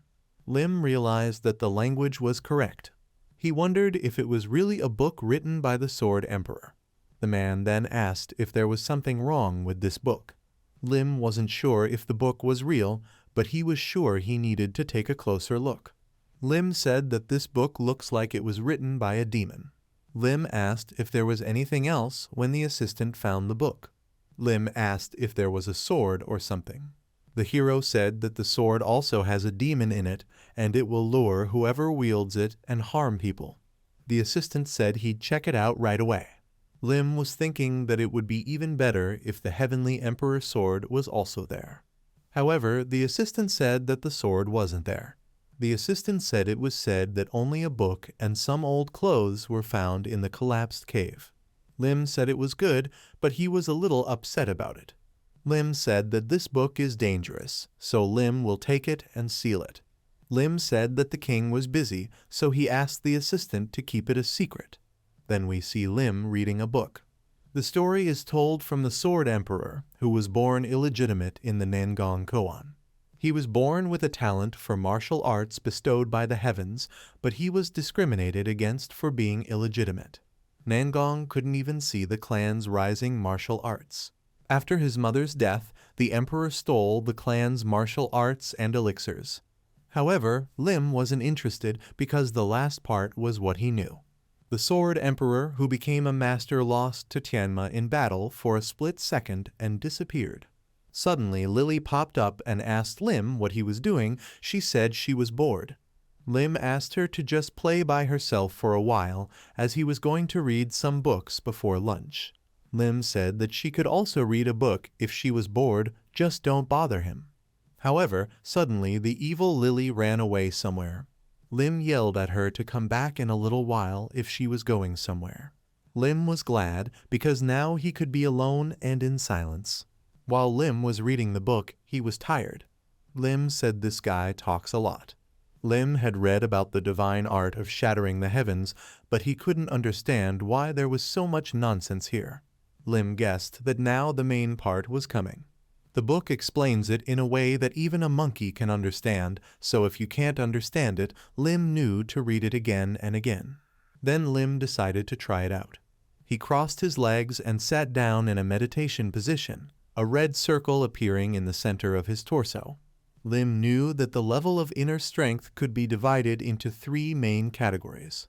Accumulation, how much internal energy is stored in the danchan. Stability, how stable the internal energy works in the body. Radiation, how quickly internal energy is radiated outwards. Lim reasoned and thought that if Diha Simbap, which he had mostly studied so far, only sought stability, then this Pachon Singong has a perfect harmony of three aspects. Lim called it a truly perfect, peerless Simbap. Lim said he understands why martial artists put their lives on improving their martial arts skills. Lim said he just wanted to do it here today.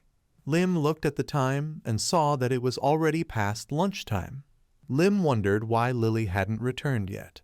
Suddenly, he noticed something and turned around. Lim was surprised as a gate appeared in the sky. People started shouting that the gate had opened and monsters would be coming out.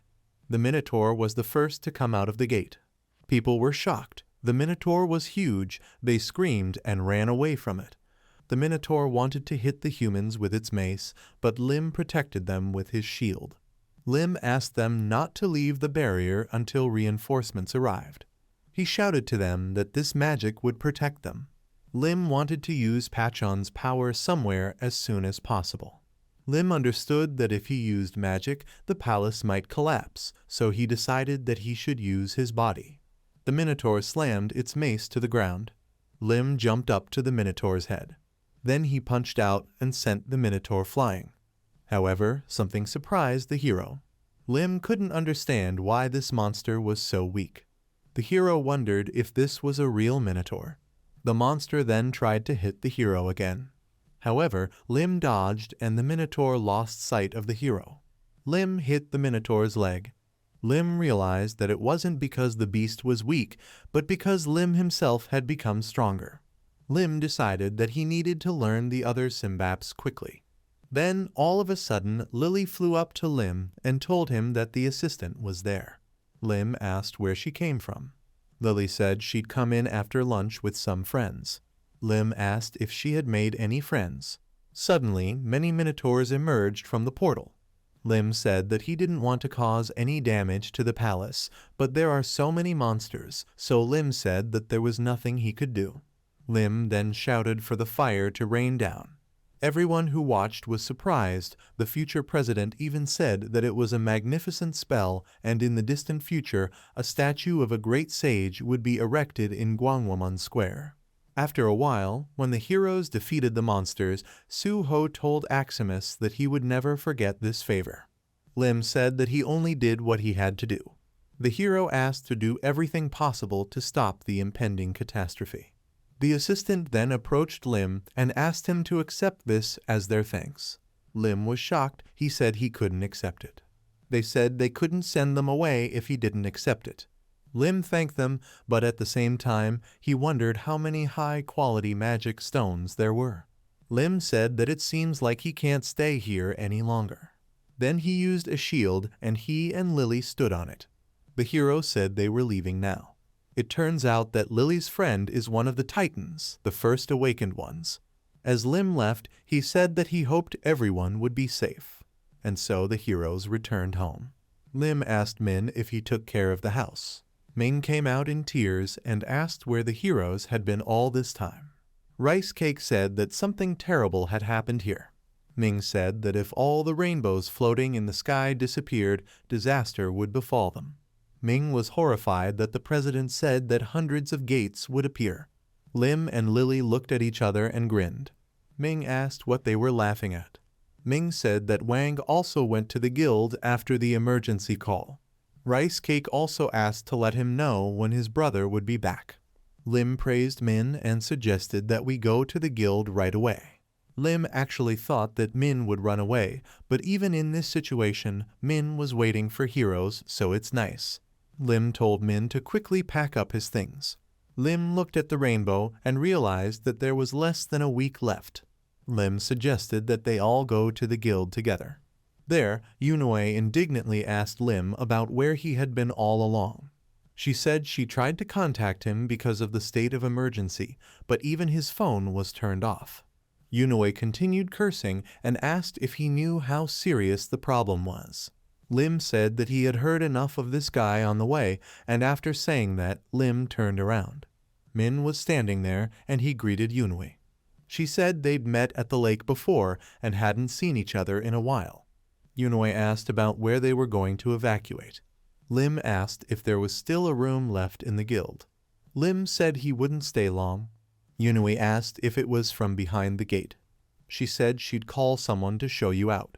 Yunui said that instead, Lim should quickly go and meet with the head. However, Lim didn't listen to her and told Surdiok to move his luggage and rest. Yunui asked if he knew that Lim was the only one who didn't answer the emergency call. She said that even the head would be angry. Lim said he wouldn't be angry if you didn't answer your phone yourself over the weekend. Then, suddenly, Wang came out to the heroes. Lim asked where Van was. Suddenly, Wang called out to the commander once more and attacked him, but Lim was able to dodge. Lim asked if Wang was crazy to suddenly attack him. Breaking down in tears, Wang said it was because he was happy because he thought Lim had left him. Lim said that even if people ignore him and point fingers at him, Lim would never abandon him. Van was incredibly happy. Lim knew that Van was very useful after all. Lim then knocked on the head's office. All the heroes came to the head. He asked them to sit down. Yang Hui said that Lim was outside the forbidden territory. Chan said that wasn't an excuse. The chief asked Lim what he knew about the impending disaster. Lim said he heard it on the way. Chan said that the great sage Aximus called him alone and gave him a prophecy. Aximus said about the seventh night. He told Chan to leave the wheel of fate for them to lead, and then they would bring the light. Chan said he thought Aximus was talking about Lim's team. Everyone agreed with this opinion. Lim felt bad for saying that. Lim said that if the invasion starts, we should let the 7th team conduct a single operation. Lim said that everything would be fine then. Lim said it was a waste of time if you just got rid of the monster in a designated place. He understood that it was better to make them capable to act independently and then destroy the main gate. The reason why the disaster is called the Night of the 7 Moons is because of the 7 special moon-colored gates that appear among hundreds of other gates. The main gate, that is the root of the surrounding gate, disappears along with dozens of nearby gates. Lim, in the form of an Aximus, transmitted information about the 6 main gates that must be destroyed. We flash back to the past and see that Aximus tells Chan that he can't handle the red energy and can't determine its location. Chan said it was a shame, but it was enough to help. Chan said that the only thing Aximum didn't tell him was the location of the red gate because of the soul stone. Lim thought that this time he would finally make his dream come true and become handsome. Chan said he had the same idea. Chan wondered if the prophecy would be so simple. Yunui said that there might be some hidden meanings here. Wang said it's abstract, so it's hard to understand. Lim was in an awkward position. Lim asked if a great sage who wanted to help them would make a difficult prophecy. Lim said he didn't think they needed to distort anything. And yet, after persuasion, the 7th Squad was given the opportunity to conduct an independent operation. And so 3 days passed. We are transported to the White House training ground. Lim asked Vaughn if he could remember the path that the mana in his body was taking right now. Lim said he didn't remember. Lim said he would do it again, so he asked Vaughn to remember it carefully. Lim was looking at the image of the Sword Emperor's record. Lim knows that the Diamond Power Fist in the Annals of the Sword Emperor is a martial art that focuses on external martial arts, so the breathing method is simple.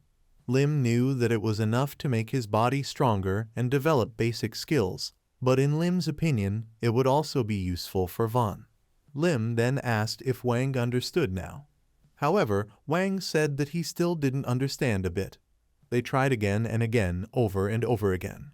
Lim then got angry and shouted that this was his 30th attempt. He said that Wang was worse than a monkey.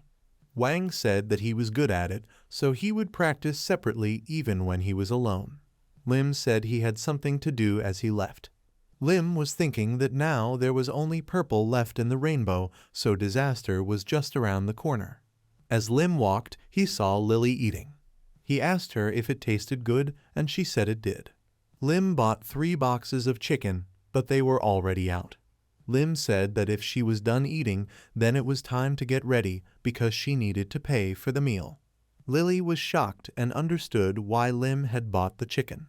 Lim knew that the red gate that they would enter once the disaster started also contained many dangers. This is an area with soaring flames and boiling lava. Thus, one must go while suppressing the aura. The item that is needed when fighting the boss is the Ice Dragon's Fang. But unfortunately for Lim, this is stored in the Black Hound headquarters building. Lim wondered if the item was stored in his former workplace. The Black Hound Guild was a place where Lim worked under terrible conditions when he was 20 years old in his previous life. The work-life balance was terrible, and there was no vacation unless Lim got sick or injured. Lim knew that if he had been undergoing knee rehabilitation in his previous life, then his life would have been a little different. Life is as it is now, with the sword energy changed by the Pachon technique. Lim still needed to know everything about the structure of this building, the location of security cameras, and important objects. Lim said he found a way out. This was the security control room. He said that everyone was going to the shelter, but what a duty at such a time. Another man shouted that thinking about it was driving him crazy. He shouted that he should have robbed a grocery store or a department store. The blond guy shouted that he had left the door open, and when the disaster began, he would run as fast as he could to the shelter. They quickly calmed down when they noticed something was wrong. They wondered why the camera turned off. They assumed that the lens was broken. Then they started looking at the location. They were shocked when they realized that the camera was pointed at their door. but it was too late. Lim quickly rushed in and knocked them both out. He told them to sleep well until morning. Lim said he hadn't been here in a long time. Lim pressed the button and an alarm sounded, and all the guild members knew that someone had invaded the representative's room. It turned out that it was Lim speaking. The hero said that 4 people who are armed and do not appear to be superhumans invaded. Lim told them to move all the staff in the building to the representative's office. Then they came running, but when they entered, there was no one there. They wondered what it was. They realized that the control room door was locked. Lim said the intruder was captured. He said that if they were stuck here for a long time, it would be boring, so he put on some music for them. After that, they smashed through a door somewhere. Lily was surprised when she entered. Lim thought about how they always say that running a guild is difficult. Lily looked at the objects and said that everything was sparkling. She asked if it was all money. Lily asked if she could have a chicken. Lim didn't understand why she was doing this. He said that the statue was unnecessarily heavy and Lim had nowhere to put it. Instead, he suggested that she take a look at the special armory. Lim said that this is a place where otherworldly items of unknown purpose are stored. Lim said this was it. Lim said that the ice dragon's fang was well preserved. The hero decided that it was time to leave. Lily asked if they would go there, and she said she was curious to see what was inside. Lily pointed at the wall and said that there was a lot of mana behind that wall. Lim asked her to step back. Then he hit the hand he was using the watch on and smashed through the wall. There he saw something and was glad. Lim praised Lily and said that as a bonus she would get 3 raw balls. Lim said that he planned to eat the next soul stone, so Lim told Lily that she could eat this one. Lim didn't like that it didn't make much difference. He wondered if he had eaten the soul stone. The hero noticed that only the claws had grown. Lim said it was enough to get an unpaid severance package, and now he decided to go home. The next day, the rainbow disappeared. Lily was worried about her cheese balls.